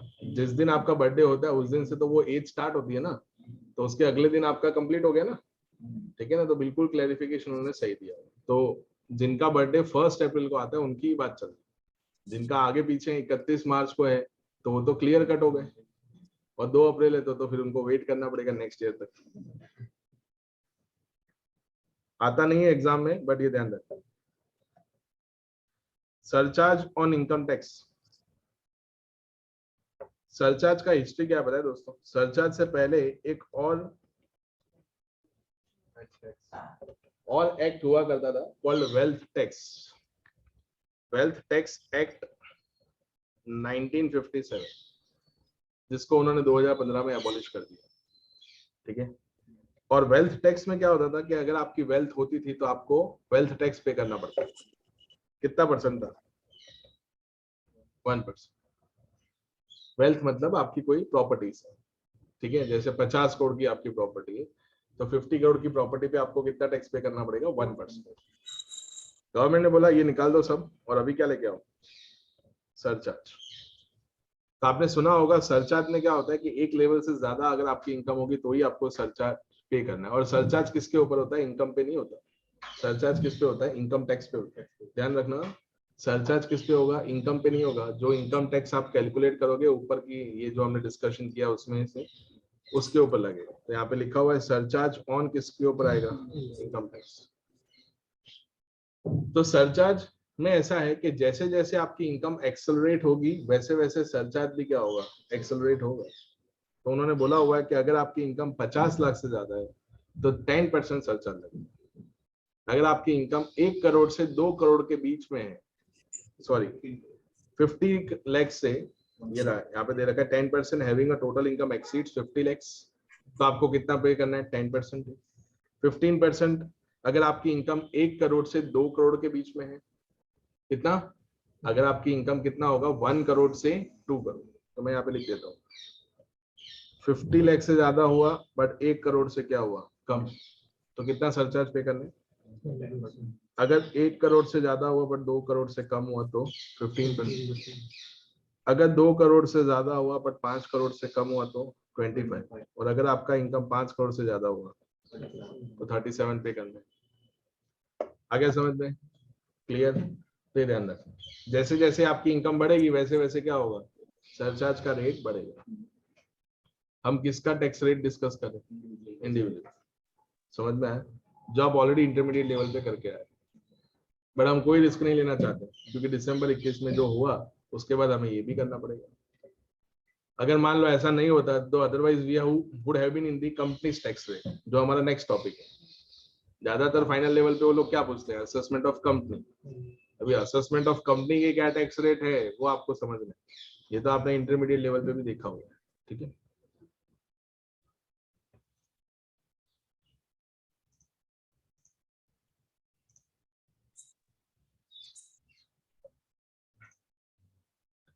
उसके बाद देखिएगा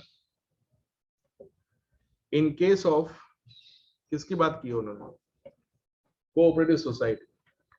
असेसमेंट ऑफ कोऑपरेटिव सोसाइटी आपके सिलेबस में है। कोऑपरेटिव सोसाइटी का क्या मतलब होता है?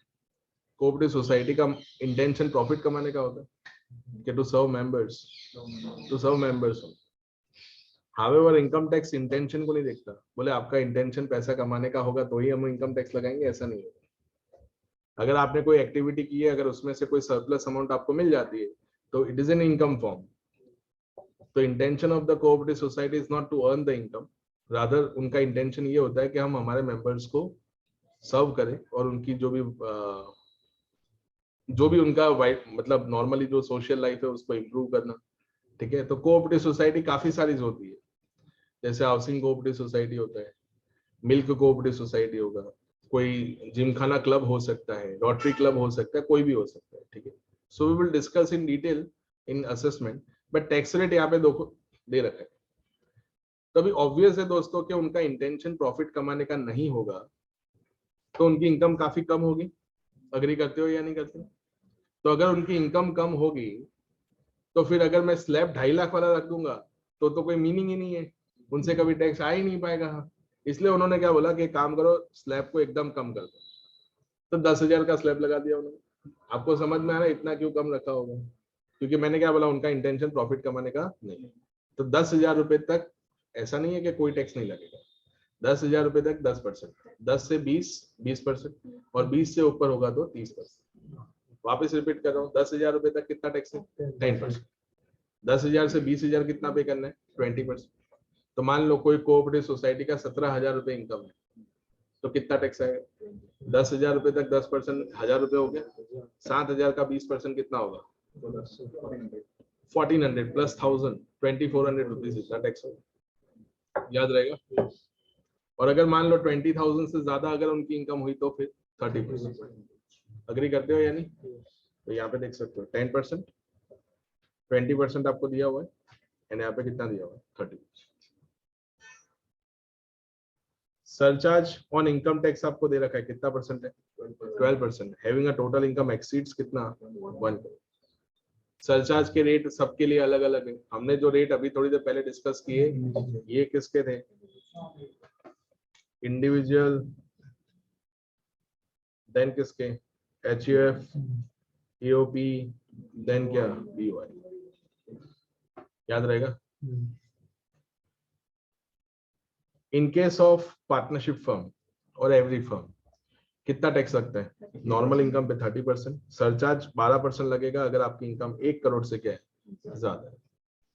याद रहेगा ना? ठीक है, सो ये ध्यान रखना। नाउ अभी जो इंटरेस्टिंग पॉइंट है और आज के सेशन में जो सबसे इंपॉर्टेंट पार्ट है वो हम स्टार्ट करते हैं। वो स्टार्ट करने से पहले मैं आपको पहले ही 3 सेक्शन बता देता हूं जो आपको याद रखना है। देखो, जैसा मैंने आपको बताया कि लाइक मान लीजिए कि इंडिविजुअल में, जैसे हमने बात की कि इंडिविजुअल में नॉर्मल टैक्स रेट भी है और कौन सा है? ऑल्टरनेटिव टैक्स रिजीम भी है। वैसे ही अगर मैं बात करूं किसका? कंपनीज का। ठीक है, तो कंपनीज में उन्होंने बोल रखा है कि बाय डिफॉल्ट नॉर्मल रेट अलग है और एक ऑल्टरनेटिव टैक्सेशन सिस्टम हमने आपको दे रखा है।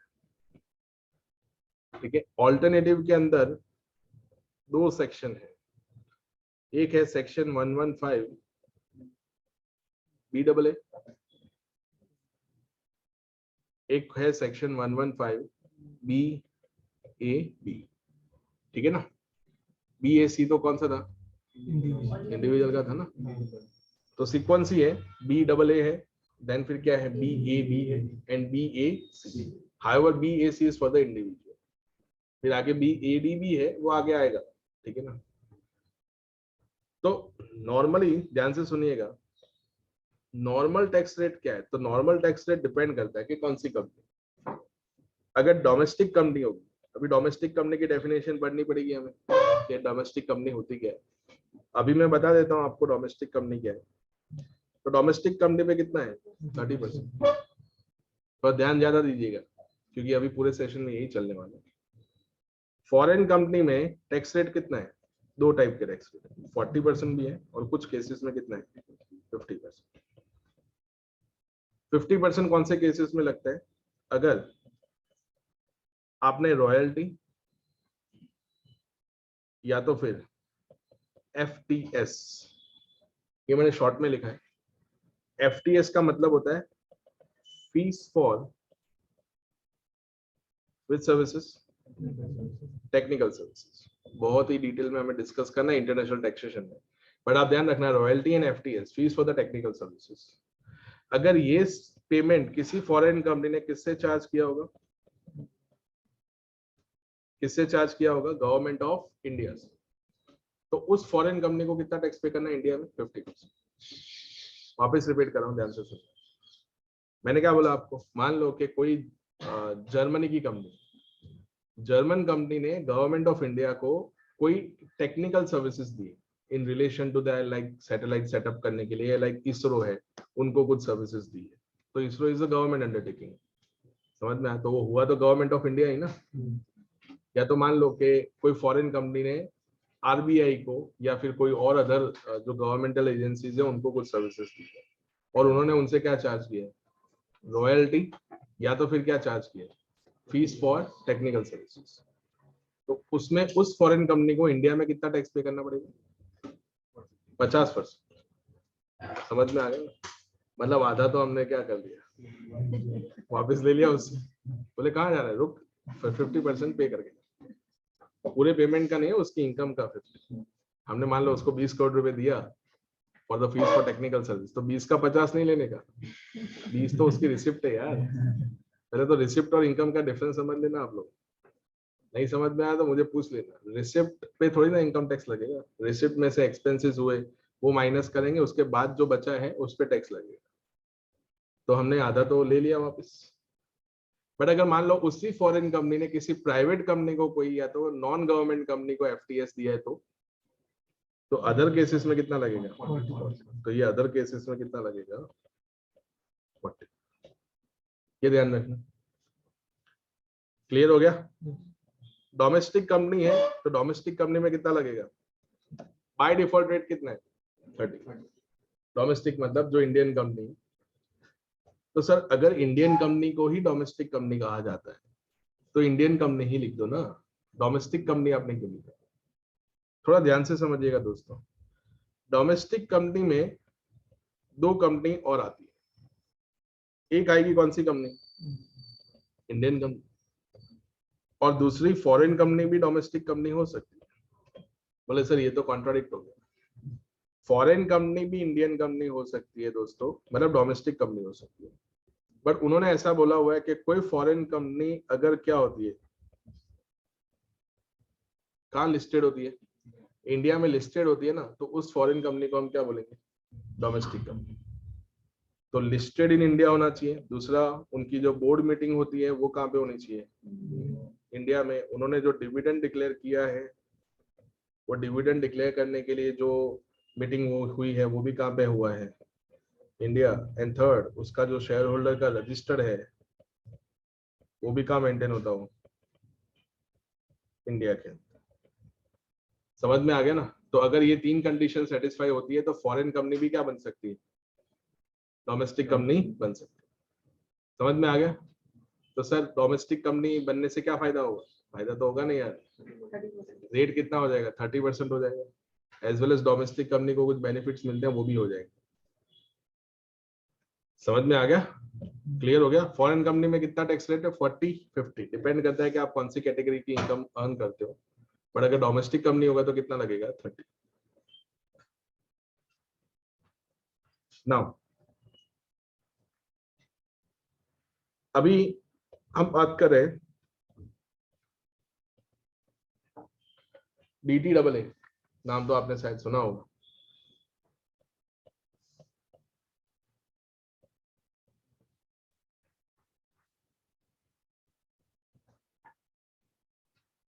Double taxation avoidance agreement. इसको टेक्निकल टर्म्स में आप क्या नाम दे सकते हो? क्या नाम दे सकते हो? Tax treaty. अभी ध्यान से सुनना जो मैं बोल रहा हूं। ये जो टैक्स ट्रीटी है ना, ये क्या करता है? ओवररूल करता है। किसको ओवररूल करता है?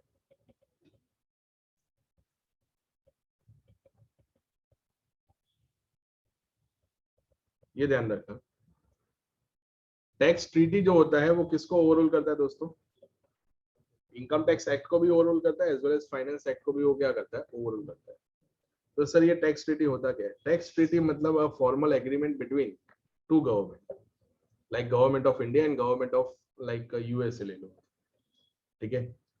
सो टैक्स ट्रीटी में मान लो कि गवर्नमेंट ऑफ इंडिया यहाँ से है और दूसरा पार्टी कौन है? यूएसए। उन दोनों गवर्नमेंट के बीच में हमारा, मतलब इंडिया का काफी सारी कंट्रीज के साथ टैक्स ट्रीटी है, यूएसए के साथ भी है। ठीक है? तो अभी हमने टैक्स ट्रीटी साइन किया हुआ है। So the objective of this treaty is to avoid the what? Double taxation. Double taxation मतलब मैं यहाँ पे इंडिया में आके बिजनेस कर रहा हूँ तो मुझे इंडिया में टैक्स पे करना है, एज वेल एज मैं यूएसए की कंपनी हूँ मान लो। इंडिया के लिए तो यूएस कंपनी फॉरेन कंपनी हुई ना। अभी मैं यूएसए में भी जाके क्या करूंगा? टैक्स पे करूंगा। तो मुझे इंडिया में भी टैक्स पे करना है और मुझे यूएसए में भी टैक्स पे करना है। तो क्या हो गया? 2 बार टैक्स लग रहा है ना। तो हमारा ऑब्जेक्टिव ये है कि ये ऐसा कुछ अग्रीमेंट बना के हम टैक्स को क्या करें? अवॉइड करें। तो अभी normally double taxation avoidance agreement में दोस्तों आपको मिलता क्या है? डबल टैक्सेशन अवॉइडेंस एग्रीमेंट में आपको मिलता क्या है? रिलीफ मिलता है। क्या मिलेगा? रिलीफ। रिलीफ कौन देगा? जहां पे डबल टैक्सेशन हो रहा है। तो रिलीफ कौन सी कंट्री देती है? तो जो कंट्री सिर्फ इनकम को क्या कर रहा है? रिसीविंग एंड पे। जो कंट्री सोर्स क्रिएट कर रही है वो टैक्स को क्या करेगी? जो कंट्री क्या करेगी दोस्तों, सोर्स क्रिएट कर रही है, वो कंट्री टैक्स लगाएगी। फॉरेन की कंपनी ने इंडिया में आके बिजनेस किया तो उसका सोर्स कहां से क्रिएट हुआ? तो कौन रिलीफ कौन देगा? इंडिया देगा कि इंडिया टैक्स चार्ज करेगा? इंडिया टैक्स चार्ज करेगा। यूएसए इस केस में क्या देगा? रिलीफ। मान लो कोई इंडियन कंपनी यूएसए में जाके कोई प्रोजेक्ट में से पैसा कमा के लाया तो अभी रिलीफ कौन देगा? इंडिया देगा। इन शॉर्ट, जो सोर्स क्रिएट करके दे रहा है, जो पैसा कमा के दे रहा है, वो कंट्री टैक्स लेगी। ये यूनिवर्सल रूल है। समझ में आ गया? ये तो कॉमन ऑब्जेक्टिव था, बट उसमें एक बहुत ही इंपॉर्टेंट क्लॉज होता है जो आप अभी से ध्यान रखना, हम इंटरनेशनल टैक्सेशन में भी डिस्कस करेंगे। That is a non discrimination clause. Discrimination मतलब क्या होता है? भेदभाव। समझ में आ रहा है? नॉन डिस्क्रिमिनेशन मतलब कोई भेदभाव नहीं। मतलब उन्होंने ऐसा कहा कि हम यूएसए की कंपनी को एट पार किसके साथ गिनेंगे? यूएसए की कोई कंपनी होगी ना तो उसको एट पार हम क्या गिनेंगे? Indian company. What they mean to say कि we will treat foreign company as a domestic company. इसका मतलब तो क्या होगा? अगर मान लो आपके पास कोई मैटर आ गया किसी यूएसए कंपनी का, तो आपको जाके इनकम टैक्स एक्ट तो पढ़ना ही है, साथ में वो ट्रीटी भी पढ़ना है। ट्रीटी में जाके आपने देखा नॉन डिस्क्रिमिनेशन क्लॉज है, इसका मतलब क्या हुआ? आप उस यूएसए कंपनी को क्या बोलोगे? 40% टैक्स लगेगा। गलत जवाब। यूएसए कंपनी में थोड़ी ना 40 लगेगा। वो तो क्या लिखा है नॉन डिस्क्रिमिनेशन क्लॉज में? क्या लिखा है? that USA company will treat it at par with the which company? Domestic company, मतलब इंडियन कंपनी। तो अभी उस यूएसए कंपनी को कितना टैक्स पे करना है? 40 या 30? 30। बोले सर ऐसा कैसे बोल सकते हो? अभी थोड़ी देर पहले तो आपने क्या बोला? एक्ट में तो कितना लिखा है? 40। बट मैंने ये भी तो लिखा ना कि वो किसको ओवररूल करता है? इनकम टैक्स एक्ट को भी ओवररूल करता है, as well as finance act को भी क्या करता है? ओवररूल। आगे समझ, क्या याद रखोगे? डोमेस्टिक कंपनी सिर्फ इंडियन कंपनी होती है कि domestic company Indian, sorry, foreign company भी हो सकती है? फॉरेन कंपनी भी हो सकती है। प्रोवाइडेड दो तरीके से हो सकती है। पहला तो वो इंडिया में क्या हो? लिस्टेड हो।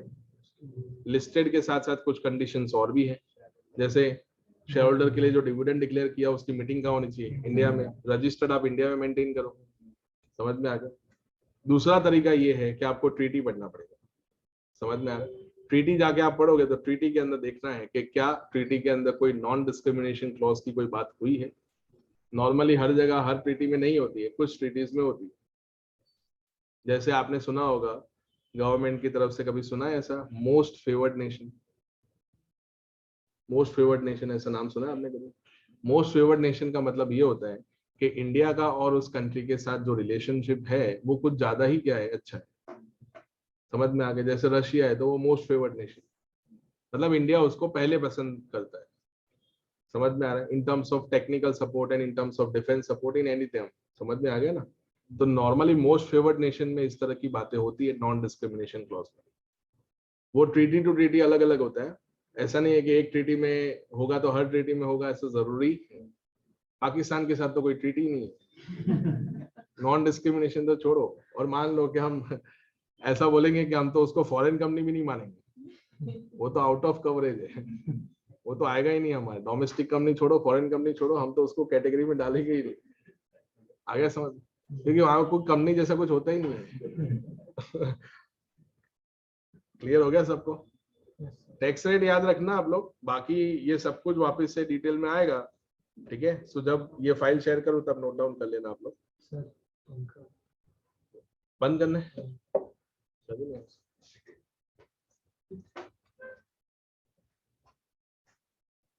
चलो बताओ, ऑनलाइन वाले बच्चों कोई डाउट हो तो पूछो।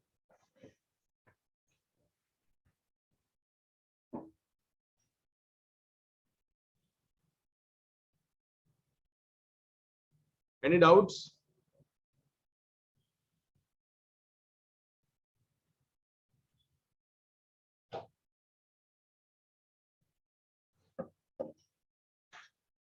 ठीक है, ध्यान रखिएगा आप सब लोग। ओके।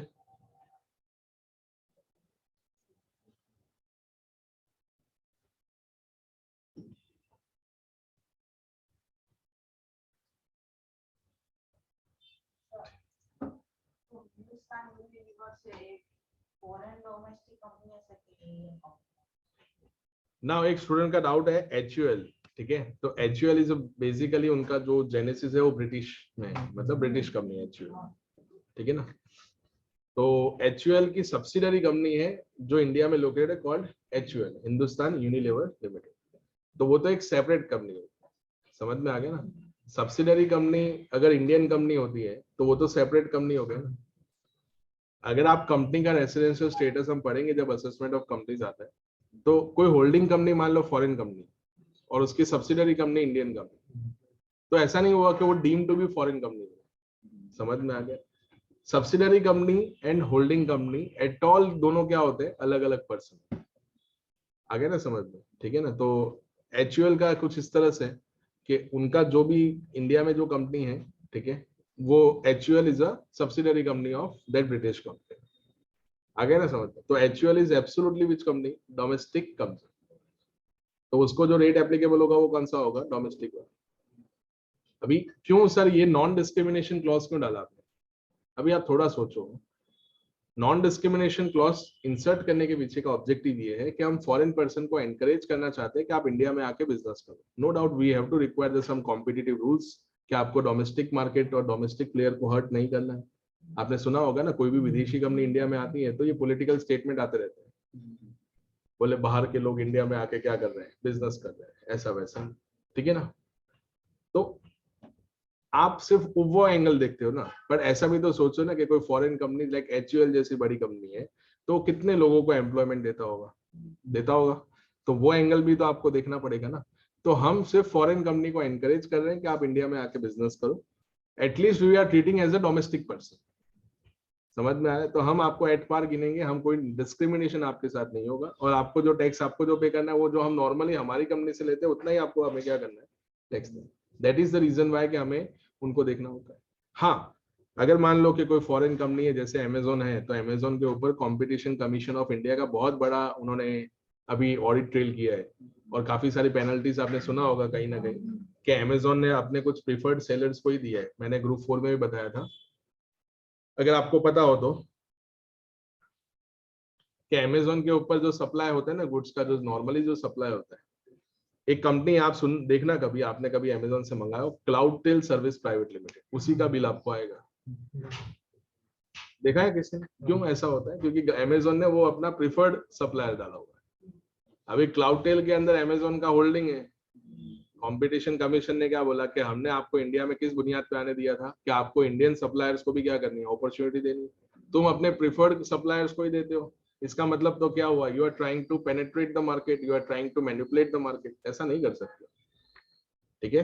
तो वो एक अलग कंसर्न अथॉरिटी है, वो देखेगी कि फॉरेन कंपनी अगर ठीक से बिहेव नहीं करेगी तो फिर हम उसको क्या करेंगे, पेनलाइज करेंगे, उसके ऑपरेशन को अप टू सम एक्सटेंट क्या करेंगे, रिस्ट्रिक्ट करेंगे। बट हम उनके लिए क्या ऐसा बोलेंगे, नहीं कल से मत आना, ऐसा थोड़ी बोल सकते हैं। इकोनॉमी भी जैसी भी तो कोई चीज होती है ना, तो वो इतने लोगों को एम्प्लॉयमेंट देते हैं तो अच्छी तो बात है ना, समझ में आ गया ना, ठीक है। तो इसलिए उन्होंने टैक्स रेट को बोला कि हम डोमेस्टिक पर्सन की तरह ही आपको ट्रीट करें, ठीक है। We are treating as a own child, not a step child, ठीक है। सो ये ध्यान रखना। अभी अपने बात करते हैं ऑल्टरनेटिव टैक्स रिजीम की। Section 115BAA and section 115BAB, ध्यान से सुनना, ये नॉर्मल है, मतलब इसमें जाना है तो जाओ। सेक्शन 115BAB में, सॉरी BAA में उन्होंने टैक्स रेट कितना कर दिया, तो उन्होंने टैक्स रेट कितना कर दिया, 22% टैक्स रेट कर दिया। कितना, और ये जो मैंने सारे रेट्स बताए ना दोस्तों, ये सारे रेट्स कौन से हैं, बेसिक रेट है।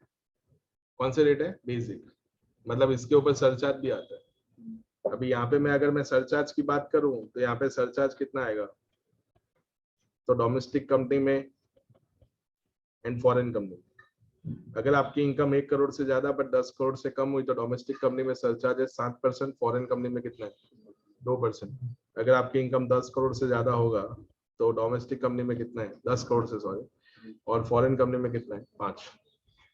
और सरचार्ज किस पे होता है, इनकम पे नहीं होता है, किस पे होता है, ऑन टैक्स, ठीक है। तो ये ध्यान रखना।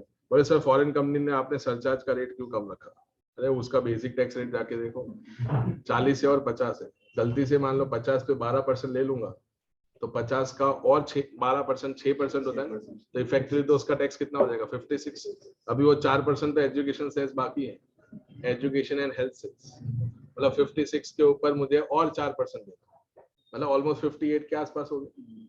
गवर्नमेंट बोले यार आपसे ज्यादा तो मार्जिन, मतलब फॉरेन कंपनी ऐसा बोल रही है कि हमसे ज्यादा मार्जिन तो तुम्हारा है, 100 रुपए कमाए उसमें 58 तुम्हारे, तो we are creating a partner that is also slipping. ऐसा ही हुआ ना, 100 में से आपने 58 तो आप ले गए, 42 हमारा, उसमें भी मान लो कहीं गड़बड़ कर दी तो आप नोटिस भेजोगे मुझे, ठीक है, मतलब पूरी तरह से डर का माहौल है, ऐसा ही हुआ ना। तो इसलिए उन्होंने बोला थोड़ा रीजनेबल रहो, और सरचार्ज का रेट उन्होंने कितना रखा 5%। बट यहाँ पे उन्होंने सरचार्ज 10% फिक्स कर दिया। इनकम चाहे कितनी भी हो, 12 करोड़ हो 2 करोड़ हो, आपका सरचार्ज का रेट क्या है, फिक्स है। कितना परसेंट, 10%।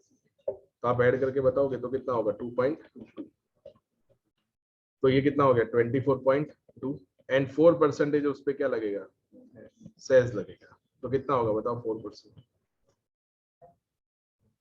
इफेक्टिव बताओ तो कितना होता है,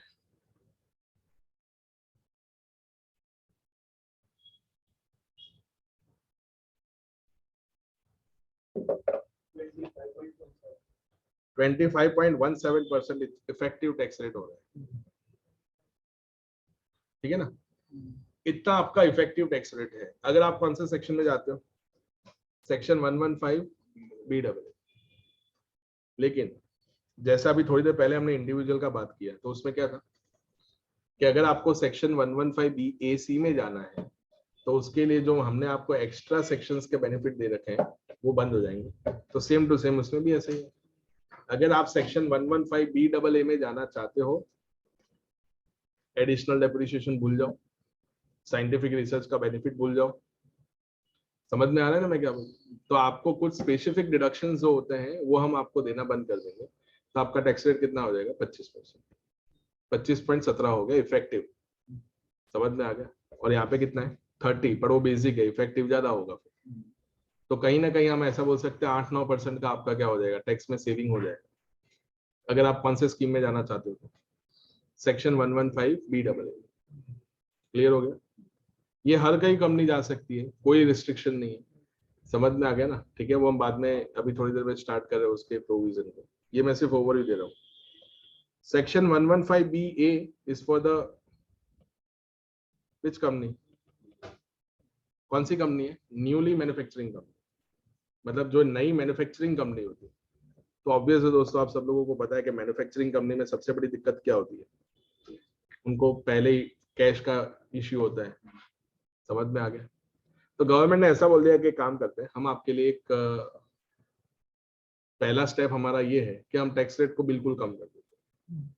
तो मैन्युफैक्चरिंग कंपनी के अंदर न्यूली सेटअप जो उन्होंने किया होगा, उस केस में हमने आपके लिए टैक्स रेट कितना कर दिया 15%।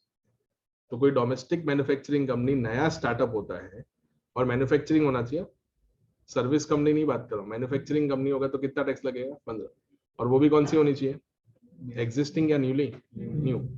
तो टैक्स रेट कितना लगेगा, पहले हम 30 लेते थे, चलो आप लोग 22 में आ जाओ, 22 भी तो है ना उनके लिए। बोले 22 में भी नहीं, हम आपके लिए अलग से एक सेक्शन बनाए थे कॉल्ड 115BAB, जिसमें आपको कितना टैक्स पे करना है 50 प्लस 10% सरचार्ज फ्लैट है, तो 1.5% और ऐड होगा, तो 16.5 होगा, प्लस 4% सेज आपको ऐड करना है, तो कितना होगा इफेक्टिव 17.16 17.16% ये आपका इफेक्टिव टैक्स रेट होगा। उन्होंने 2 बार एमसीक्यू में सिर्फ टैक्स रेट पूछा है कि बताओ टैक्स रेट क्या होगा, तो आपको ध्यान रखना बेसिक टैक्स रेट कितना है 50, ठीक है ना। तो सर उन्होंने डैश करके पूछा है, तो आपको इफेक्टिव टैक्स रेट लिखना है, तो इफेक्टिव कितना है 17.16, ठीक है। तो याद रहे, इसमें कोई गलती ना हो। उसके बाद ये तो मैंने आपको बता दिया, अभी स्टार्ट करते हैं with the tax rates of companies, ध्यान रखना है आपको, ठीक है। रेट्स ऑफ इनकम टैक्स, तो उसमें पहला दिया हुआ है in case of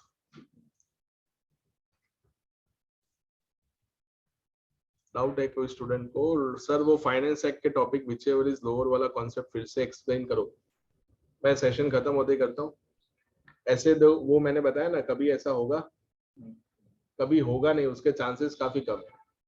but constitution ने उस चांसेस के बारे में बात बताया कि मान लो कि हो जाता है तो क्या, तो क्या रेमेडी उन्होंने बताई कि अगर फाइनेंस बिल नहीं आ पाता है बिकॉज ऑफ एनी रीजन, तो उस केस में हम क्या करेंगे, जो पुराना वाला एक्ट होगा और जो नया प्रपोज किया है, whichever is beneficial to tax pay. तो मान लो पुराने वाले लॉ में 25% टैक्स रेट था और नए वाले बिल के अंदर 20% था, ठीक है ना? तो फिर उस केस में हम क्या करेंगे, 20% लेंगे ना, क्योंकि टैक्स रेट उसमें कम है। बट मान लो नए वाले में 30 होगा तो हमें 25 लेंगे। क्लियर हो गया? तो ध्यान रखें।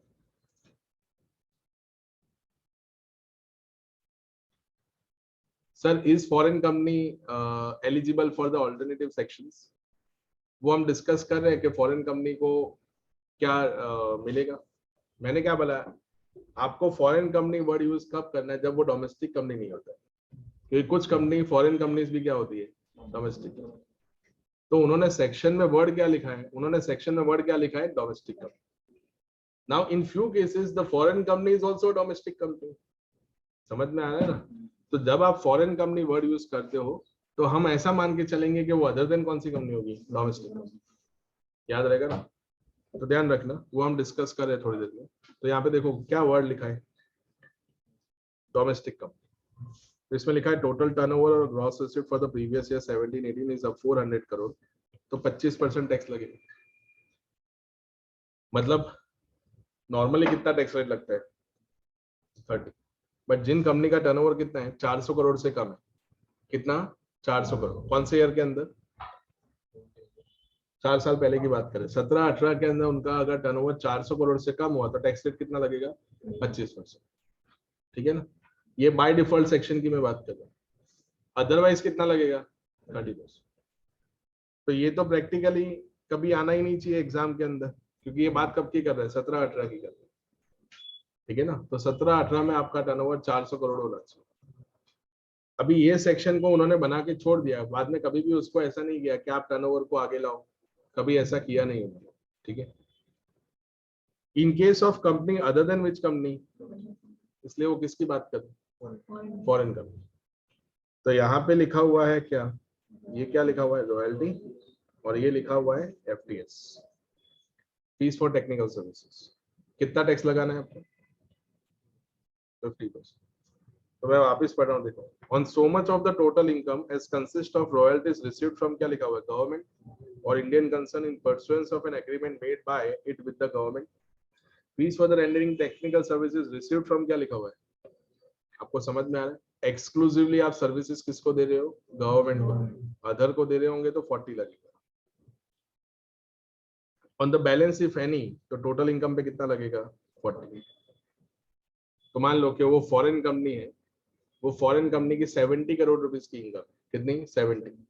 Out of that 70, 20 crore is received from the government of India for the fees for technical services. तो 70 करोड़ पे डायरेक्ट 40% मत कर, 70 में से वो 20 को माइनस करना, वो 20 पे 50 लगेगा, और बाकी का 50 करोड़ बचा, उस पे कितना लगेगा, 40। उस तरह से कैलकुलेशन होगा। समझ रहे हो ना दोस्तों मैं क्या बोल रहा हूँ? सरचार्ज ऑन कंपनी, कितना सरचार्ज है, डोमेस्टिक कंपनी में उन्होंने बताया हुआ है 7%। अगर आपकी इनकम कितने बीच में होगी, 1 करोड़ से ज्यादा, बट 10 करोड़ से क्या होती है, कम। फॉरेन कंपनी में 2% है। अगर आपकी इनकम 10 करोड़ से ज्यादा हुई तो 12%, और फॉरेन कंपनी में कितना है, 5%। याद रहेगा? मार्जिनल रिलीफ को हम नेक्स्ट लेक्चर में करेंगे, ठीक है ना? अभी के लिए इसको रहने दो। अभी डायरेक्ट हम लोग जाते हैं, ये जो सेक्शन हमने बात किया ना ऑल्टरनेटिव वाला, उस पे ये रहा, special tax rate, section 115 B A है। बी डबल ए और बी ए भी डिस्कस करते पहले, बी ए बाद में करेंगे। सेक्शन 115 कौन सा है, B double A. Tax on income of certain domestic company added by the taxation law ordinance 2019। आपको लॉ में सर ने बताया होगा कि ऑर्डिनेंस कब पास होता है, बताया आपको क्या होता है ऑर्डिनेंस कब पास होता है?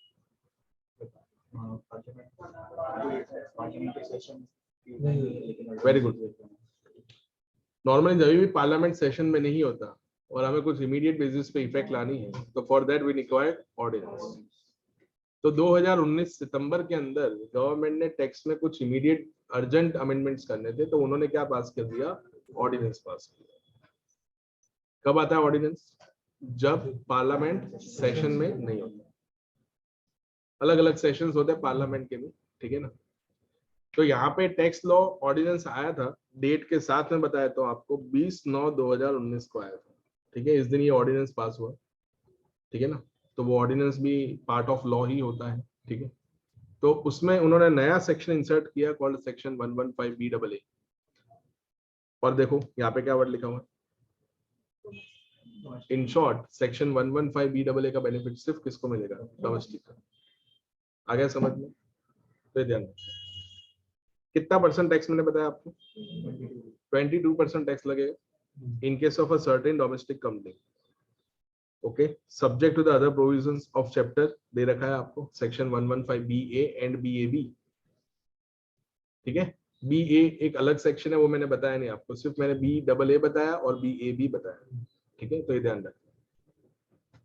तो यहाँ पे दे रखा है chapter number 12 other than section 11। अभी ये चैप्टर 12 जो है ना दोस्तों, उसमें आपको क्या दे रखे हैं, इनकम टैक्स का जब डायरेक्ट आप खोलोगे ना तो उसमें 17 चैप्टर है। कितने कितने हैं? 17 चैप्टर। ये लिखा है चैप्टर 12 लिखा है, वैसे 1 2 3 4 5 आपके बुक के चैप्टर की बात नहीं कर रहा हूँ, डायरेक्ट के चैप्टर की बात कर रहा हूँ। समझ में आ रहा है? आपके सिलेबस में मैं आपको सिर्फ 2 ही चैप्टर बताऊंगा, बाकी के जो चैप्टर्स हैं वो प्रैक्टिकल लाइफ में जब जाओगे तब काम में आएगा। एकेडमिक्स के लिए इवन 2 चैप्टर भी इंपॉर्टेंट नहीं है, बट फिर भी हमें पढ़ने पड़ेंगे। एक जो है वो है चैप्टर 6A, जो कौन सा है आपको सबको पता है कौन सा है, ATC से ATP। और दूसरा हम डिस्कस करेंगे वो है चैप्टर 12, जिसमें आपको क्या दे रखा है, टैक्स रेट्स। आ गया समझ में? ये 2 चैप्टर हमें बहुत डिटेल में करना है। तो ये टैक्स रेट्स जो दे रखे हैं वो आपको इनकम टैक्स में कहाँ दे रखे होंगे, चैप्टर 12 के अंदर। तो other than section 115BA and BAB the effective tax rate for this company shall be 25.17, जो आपने कैलकुलेट किया थोड़ी देर पहले, इंक्लूसिव ऑफ सरचार्ज। तो 22% बेसिक है, 10% सरचार्ज है और 4% क्या है, आपको इन सबका टोटल नहीं करना है। समझ में आ रहा है ना? टोटल करोगे तो फंसोगे। क्लियर हो गया? Tax at the rate of 22% applicable if the following condition are satisfied। तभी ना कुछ सेक्शंस आपको याद करने पड़ेंगे जो आपने इंटर में किए हैं, क्योंकि यहाँ पे देखो आप पूरा पैराग्राफ देखो, ठीक है ना, भरा पड़ा है। तो 1 बाय 1 देखते हैं। मैं सारे सेक्शन याद करवाऊंगा, ठीक है ना। कुछ ऐसे हैं जिसको नहीं है, लाइक जरूरत नहीं है तो नहीं करेंगे यार। Company should not claim the benefit of deduction under section, क्या लिखा हुआ है, 10AA। तो 10AA आता है किसके related, deduction in case of, कौन सा यूनिट होता है, SEZ यूनिट। तो अगर कोई SEZ यूनिट है और अगर वो कौन सी एक्टिविटी में डील करता है, कौन सी एक्टिविटी में डील करता है, एक्सपोर्ट एक्टिविटी, तो गवर्नमेंट ने उस केस में क्या दे रखा है, डिडक्शन। तो मान लो आपका SEZ यूनिट है, उसका 50 करोड़ रुपए का क्या है, प्रॉफिट है। कितना है? मैं सिर्फ यूनिट की बात कर रहा हूँ, कंपनी की बात नहीं कर रहा हूँ। किसकी बात कर रहा हूँ, यूनिट। तो SEZ यूनिट है, एक कंपनी का SEZ यूनिट है, उसका कितना प्रॉफिट है, 50 करोड़। तो ये 50 करोड़ अदरवाइज तो टैक्सेबल होगा, हाँ या ना, इसके ऊपर आपको टैक्स पे करना है। बट गवर्नमेंट ने बोला कि आप एक्सपोर्ट करते हो, इसलिए हम आपको टैक्स में क्या देना चाहते हैं, बेनिफिट देना चाहते हैं in the form of reduction. GST में भी होता है कि आपको कोई GST नहीं पे करना होता। तो उन्होंने बोला कि आपका ये जो 50 करोड़ का टर्नओवर है, उसमें से आपने कितना एक्सपोर्ट टर्नओवर है और आपका डिवाइड बाय हम क्या कर देंगे, टोटल टर्न। याद आ रहा है आपको? 10AA आपने किया होगा इंटरव्यू, तो आपको कुछ समझ में आ रहा है। हम सिर्फ बेसिक्स नहीं कर रहे, बेसिक्स के साथ साथ जो कुछ और सेक्शंस हैं जो आगे आएंगे वो भी हमें पढ़ने पड़ेंगे, क्योंकि काफी इंटरलिंक होता है। टैक्स क्या होता है, काफी इंटरलिंक होता है, तो वो लिंक हमें बिल्ड करनी पड़ेगी। तो 50 करोड़ मान लो आपका एक्सपोर्ट टर्नओवर है, लेट्स से 150 करोड़, ठीक है, and your total turnover is 500 crore. तभी क्या होगा, 15 करोड़ का आपको क्या मिल जाएगा, 30% होगा ना, डिडक्शन अंडर सेक्शन 10AA। तो आपका टैक्सेबल प्रॉफिट कितना होगा, taxable profit of which unit, तो 35 करोड़ रुपए आपका क्या होगा, टैक्सेबल होगा, हाँ है ना। तो आपको टैक्स किस पे पे करना है, 35 पे करना है। तो अभी अगर आपको 35 करोड़ पे टैक्स देना है तो 30% लगेगा, कितना लगेगा, 30।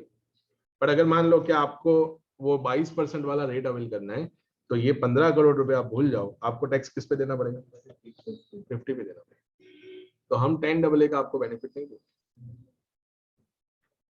आ रहा है ना समझ। देखो आपकी इनकम 35 करोड़ है नहीं, आपकी जेब में कितना है, 50 करोड़ है। आपकी वेल्थ, तो इनकम मतलब क्या होता है, अगर उसका सिनोनिम्स हम निकाले तो इनकम मतलब वेल्थ हुआ। तो वेल्थ कितनी बड़ी आपकी, 35 बड़ी कि 50 बड़ी, 50 बड़ी ना। तो अगर वेल्थ आपकी 50 बड़ी है तो आपको टैक्स किस पे देना चाहिए, 50। वो 15 करोड़ का तो हमने आपको क्या दे दिया, डिडक्शन दे दिया। क्यों, क्योंकि आप एक्सपोर्ट एक्टिविटी कर रहे हो, एक्सपोर्ट एक्टिविटी करने से आप फॉरेन करेंसी ला रहे हो, तो ऑब्वियस है कि हम उस एक्टिविटी को एनकरेज करना चाहते हैं। तो 10AA का बेनिफिट ले रहे हो तो 10AA मिलना बंद, अगर आपको 22% में जाना है तो। अगर मान लो आपको 10AA फिर भी चाहिए तो फिर आप किस में जा सकते हो, तो मैं ऐसा बोल सकता हूँ, if I am 100% export oriented unit, I will never choose for the 115BAA। क्यों, अरे यार उसमें कुछ 0% आ रहा है। मान लो 100% कंपनी एसईजेड यूनिट, कोई कंपनी है वो 100% एसईजेड यूनिट में ही काम करती है, मतलब उसका कोई डोमेस्टिक यूनिट है ही नहीं, सारा का सारा कहाँ पे बिजनेस है, SEZ. Then it is up to you कि आपको क्या करना है। And SEZ unit as well as they are taking 100% export activity, engage in the 100% activity, so they will never choose for the 115BAA। क्यों, disaster हो जाएगा नहीं यार। अगर आप मान लो 115BAA चूज कर रहे हो तो ये तो मेरे ख्याल से क्या हो जाएगा, बहुत बड़ा आपने ब्लंडर कर दिया। आगे समझ में। फिर क्या लिखा हुआ है यहाँ पे, सेक्शन 32(1) और 2A, ये है एडिशनल डेप्रिसिएशन। क्या है ये, एडिशनल डेप्रिसिएशन। ठीक है, मैं फाइल शेयर कर दूंगा बाद में, जब आपके पास जब स्पाइरल आ जाए तब आप इसको नोट डाउन कर लेना, ठीक है ना। फिर यहाँ पे दिया हुआ है सेक्शन 32AD, ये किसकी बात कर रहे हैं दोस्तों, किसका बात करता है, इन्वेस्टमेंट अलाउंस। अलाउंस मतलब क्या होता है पता है, अलाउंस का मतलब होता है एक्स्ट्रा, हमने आपको एक्स्ट्रा दिया। तो अगर हम बेनिफिट देंगे तो वो एक्स्ट्रा देना भी बंद कर देंगे आपको, ठीक है ना। तो आपने अगर इन्वेस्टमेंट अलाउंस का बेनिफिट लिया होगा तो हम आपको बेनिफिट नहीं लेने देंगे। तो क्या करना है आपको एग्जाम में अगर क्वेश्चन आ गया तो क्या करना है, आपको जो इनकम दे रखी होगी वो इनकम कौन सी होगी, 10AA का डिडक्शन लेने के बाद, एडिशनल डेप्रिसिएशन लेने के बाद, इन्वेस्टमेंट अलाउंस लेने के बाद, मान लो ज्यादा से ज्यादा 3-4 एडजस्टमेंट वो लोग पूछे। ऐसा नहीं है कि पूरा का पूरा वो सब दे दिया, 10AA भी दे दिया, 32A भी दे, 32A भी दे दिया, सब कुछ दे दिया। बोले यार कितना ऐड करोगे, 3 से 4 एडजस्टमेंट एट मैक्स हो गए। तो एडिशनल मैं डेप्रिसिएशन की बात नहीं कर रहा हूँ, डेप्रिसिएशन तो असेसी का अधिकार है, वो उसका राइट है, वो तो डिडक्शन मिलना ही चाहिए ना। मैं किसकी बात कर रहा हूँ, जो आपको एक्स्ट्रा मिल रहा है। तो 10AA एक्स्ट्रा मिला ना, एडिशनल डेप्रिसिएशन भी तो एक्स्ट्रा मिला, इन्वेस्टमेंट अलाउंस भी तो एक्स्ट्रा मिला, सेक्शन 35 में भी तो एक्स्ट्रा ही है ना। सेक्शन 35 में साइंटिफिक रिसर्च अगर इन हाउस करते हो तो 100% रिडक्शन मिलता है, तो वो भी एक्स्ट्रा मिल रहा है, तो वो भी ऐड करो। नो डाउट बाद में उसका डेप्रिसिएशन देना पड़ेगा, नहीं समझे। अगर मैं 35 में 100% इन हाउस रिसर्च का डिडक्शन ले रहा हूँ तो आप 100% ऐड करोगे, तो 100% ऐड करोगे तो अदरवाइज डेप्रिसिएशन तो मिलता ना मुझे, तो वो भी देना पड़ेगा। तो उन्होंने बोला जो एक्स्ट्रा मिल रहा है ना वो एक्स्ट्रा मिलना बंद। तो ये क्या लिखा है, देखो यहाँ पे लिखा हुआ है 33AB, इसको बाद में रखते हैं, 33ABA इसको भी बाद में रखते हैं। ये लिखा हुआ है सेक्शन 35, ये है साइंटिफिक रिसर्च, ठीक है। 35CCC इसको छोटे छोटे सेक्शन में बाद में रखते हैं। मेजर जो आपको अभी याद रहेंगे वो बता रहा हूँ, section 35 CCD under any other provision of chapter 6A। Chapter 6A का बेनिफिट नहीं लेना है, बट इसमें उन्होंने एक एक्सेप्शन क्रिएट किया। सेक्शन 80J सॉरी 80JJAA का मिलेगा। 80JJAA किसका है? अगर आप आपके यहाँ पे क्या करते हो, न्यू एम्प्लॉइज, वर्कमैन की जगह में एम्प्लॉय वर्ड यूज करता हूँ। अगर आप अपनी कंपनी में क्या रखते हो, नए एम्प्लॉय रखते हो, तो जो एम्प्लॉय की कॉस्ट होती है ना, उसका 30% आपको क्या मिलता है, रिडक्शन में। मतलब समझो, आप जो सैलरी पे करते हो उसका तो आपको डिडक्शन मिलता है under PGBP। In addition to that, you will get extra 30% reduction. So if you are paying 100 rupees salary, you will get a deduction of 130 rupees. 100 in the form of expense and 30 in the form of allowance. आ गया समझ? तो 130 रुपए का आपको क्या मिल जाएगा, deduction. तो उन्होंने क्या बोला, चैप्टर 6A, मतलब चैप्टर 6A मैंने क्या बोला, 80C से लेकर 80U तक। तो 80C से 80U में तो 80JJAA भी आ जाएगा। तो उन्होंने बोला 80JJ का AA का बेनिफिट हम देंगे आपको। बोले JJAA आप ले लो। क्यों? क्योंकि वो तो यार एम्प्लॉयमेंट देता है ना। तो अगर कोई आप बंद कर दोगे तो मे बी वो लोगों को रिक्रूट करना बंद कर सकता है। नॉर्मली क्या होता है कि जब रिक्रूटमेंट की जरूरत होती है तब तो हमें करना ही होता है। हम डिडक्शन लेने के लिए थोड़ी ना किसी को काम पे रखते हैं। समझ में आ रहा है ना मैं क्या बोलूं? बट फिर भी उन्होंने बोला कि चलो 80JJAA को हम रहने देंगे, बस वो हम ऐड नहीं करेंगे। आप समझ रहे हो बात को? क्या ये 22% का बेनिफिट लेना है, तो जो इनकम आपने कैलकुलेट की होगी, तो वो इनकम तो आपने कैसे कैलकुलेट की होगी, आफ्टर दिस बेनिफिट। तो हमें क्या करना है, जो जो बेनिफिट आपने लिए हैं, जो जो डिडक्शंस आपने लिए, वो हमें सारे क्या करने पड़ेंगे, ऐड करने पड़ेंगे, मतलब रिवर्स करने पड़ेंगे। तो रिवर्स करने के लिए मुझे क्या करना पड़ेगा, सब कुछ मैं ऐड करूंगा, जो जो बेनिफिट आपने लिए, मानो एडिशनल डेप्रिसिएशन लिया, करो ऐड, साइंटिफिक रिसर्च है, करो ऐड, सब चीजें आपको उसमें क्या करनी पड़ेगी, ऐड करनी पड़ेगी। क्लियर हुआ? तो ये ध्यान रखना। फिर सेक्शन 35 AD मुझसे छूट गया। सेक्शन 35 AD आप सब लोगों को पता होगा। अगर आप कौन सा बिजनेस स्टार्ट करते हो, कौन सा बिजनेस स्टार्ट करते हो, स्पेसिफाइड बिजनेस स्टार्ट करते हो, तो स्पेसिफाइड बिजनेस अगर आप स्टार्ट करते हो तो उस केस में 100% रिडक्शन मिलता है उसमें भी। तो 100% रिडक्शन हम नहीं देंगे, ठीक है। आप क्या करो, वो रिडक्शन अगर आपने लिया होगा तो वो हम क्या करवा देंगे, ऐड करवा देंगे। समझ रहे हो? क्लियर हो गया? अगर 22% चाहिए तो ये सारा झमेला करना पड़ेगा, जो जो बेनिफिट लिए वो सब क्या करो, ऐड। इसके क्वेश्चंस वगैरह तो हम बाद में ही कर पाएंगे, असेसमेंट ऑफ कंपनी जब आएगा तब हमें दोनों ऑप्शन कंपेयर करने कि नॉर्मल ऑप्शन में ये टैक्स आ रहा है और इसमें ये वाला टैक्स आ रहा है। क्लियर हो गया? आपको कुछ करना नहीं है, जो बेनिफिट आपने लिए वो आपको ऐड करके सीधा 22% मल्टीप्लाई कर, पर पहले तो ये पता होना चाहिए कि इस सेक्शन में डिडक्शन कितना मिलता है। समझ में आ गया? क्योंकि ये भी तो इंटरेस्टिंग है। मान लो आपको एग्जाम में पूछ लिया कि कैलकुलेशन करो 32 एडिशनल डेप्रिसिएशन का कैलकुलेशन करो, तो पहले तो एडिशनल डेप्रिसिएशन गिनना आना चाहिए। गिनोगे तब जाके तो ऐड कर पाओगे ना, क्योंकि अगर मान लो वही गिनना नहीं आया तो ऐड क्या करोगे? ठीक है, सो ये ध्यान रखो। अभी क्या हुआ, ध्यान से देखो यहाँ पे,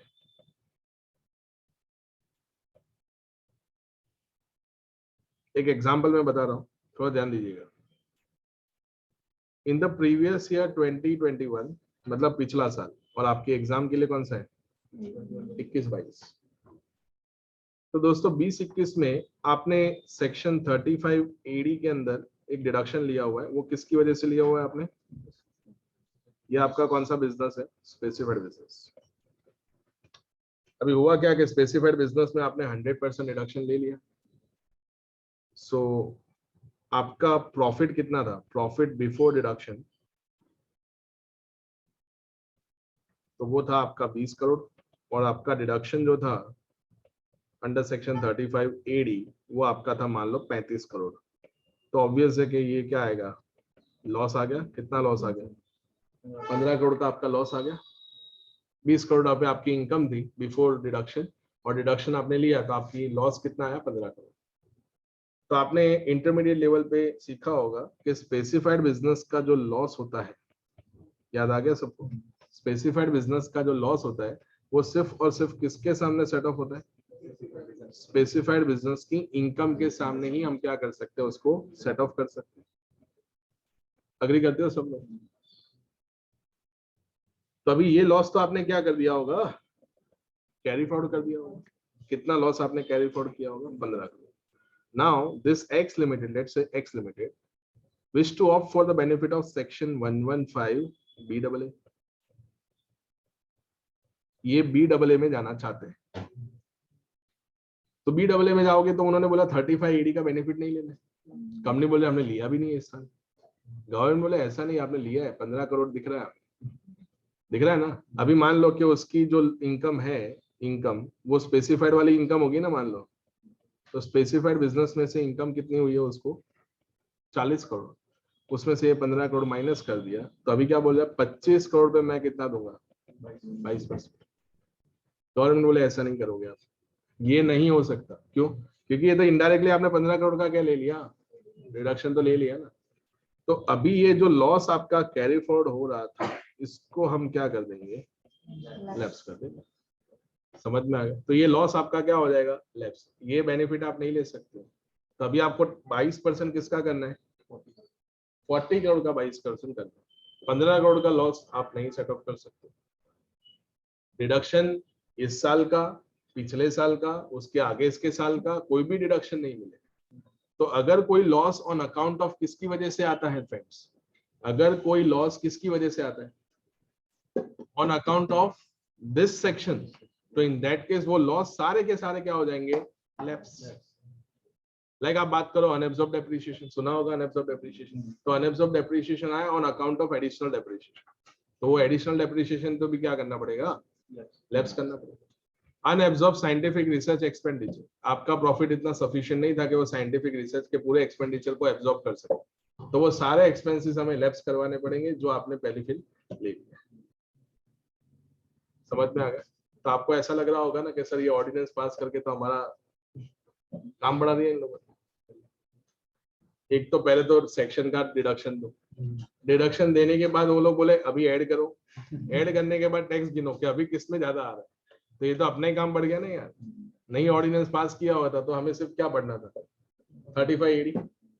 अभी तो हमें ये भी पढ़ना है कि 35 AD में क्या बेनिफिट मिलता है। 35 AD में अगर मान लो बेनिफिट नहीं लेना है तो कितना टैक्स रेट आएगा, वो भी हमें पढ़ना पड़ेगा। क्लियर हो गया? याद रहेगा? तो ये पैराग्राफ पढ़ो, क्या लिखा है? Company cannot set off any loss carry forward from earlier AY. Such loss is attributed to any deduction referred above. Such loss shall be deemed to have been already given full effect, and no further deduction for such loss shall be allowed for any subsequent. आपको आगे के साल में कोई deduction हम देंगे नहीं। ठीक है, सो ये ध्यान रखना। Option has to be exercise up to the due date of ROI।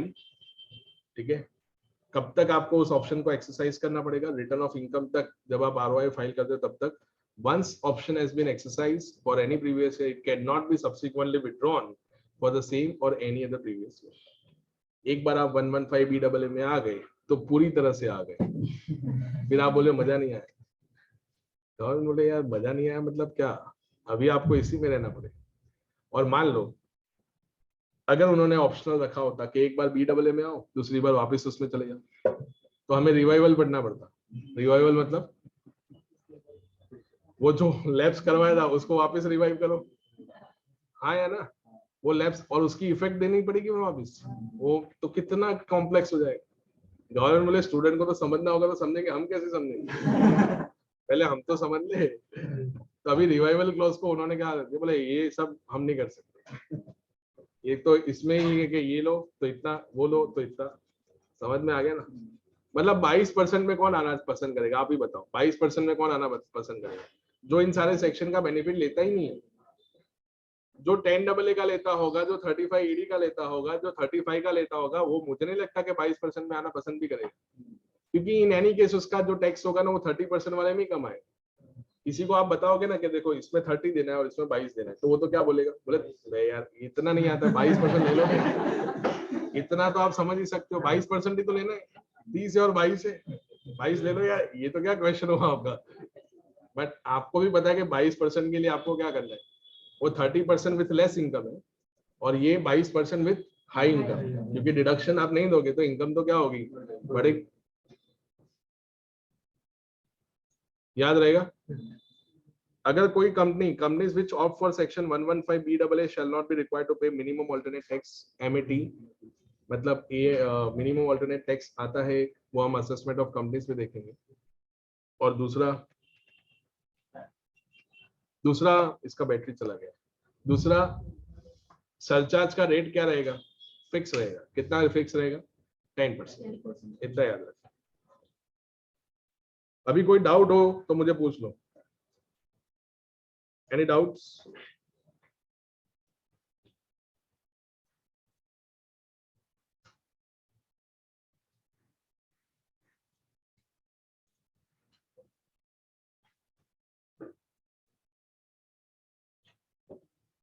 कोई डाउट है आप लोगों में से किसी को? कोई डाउट नहीं है ना? ठीक है, यहां तक रखते हैं, मिलते हैं नेक्स्ट लेक्चर में।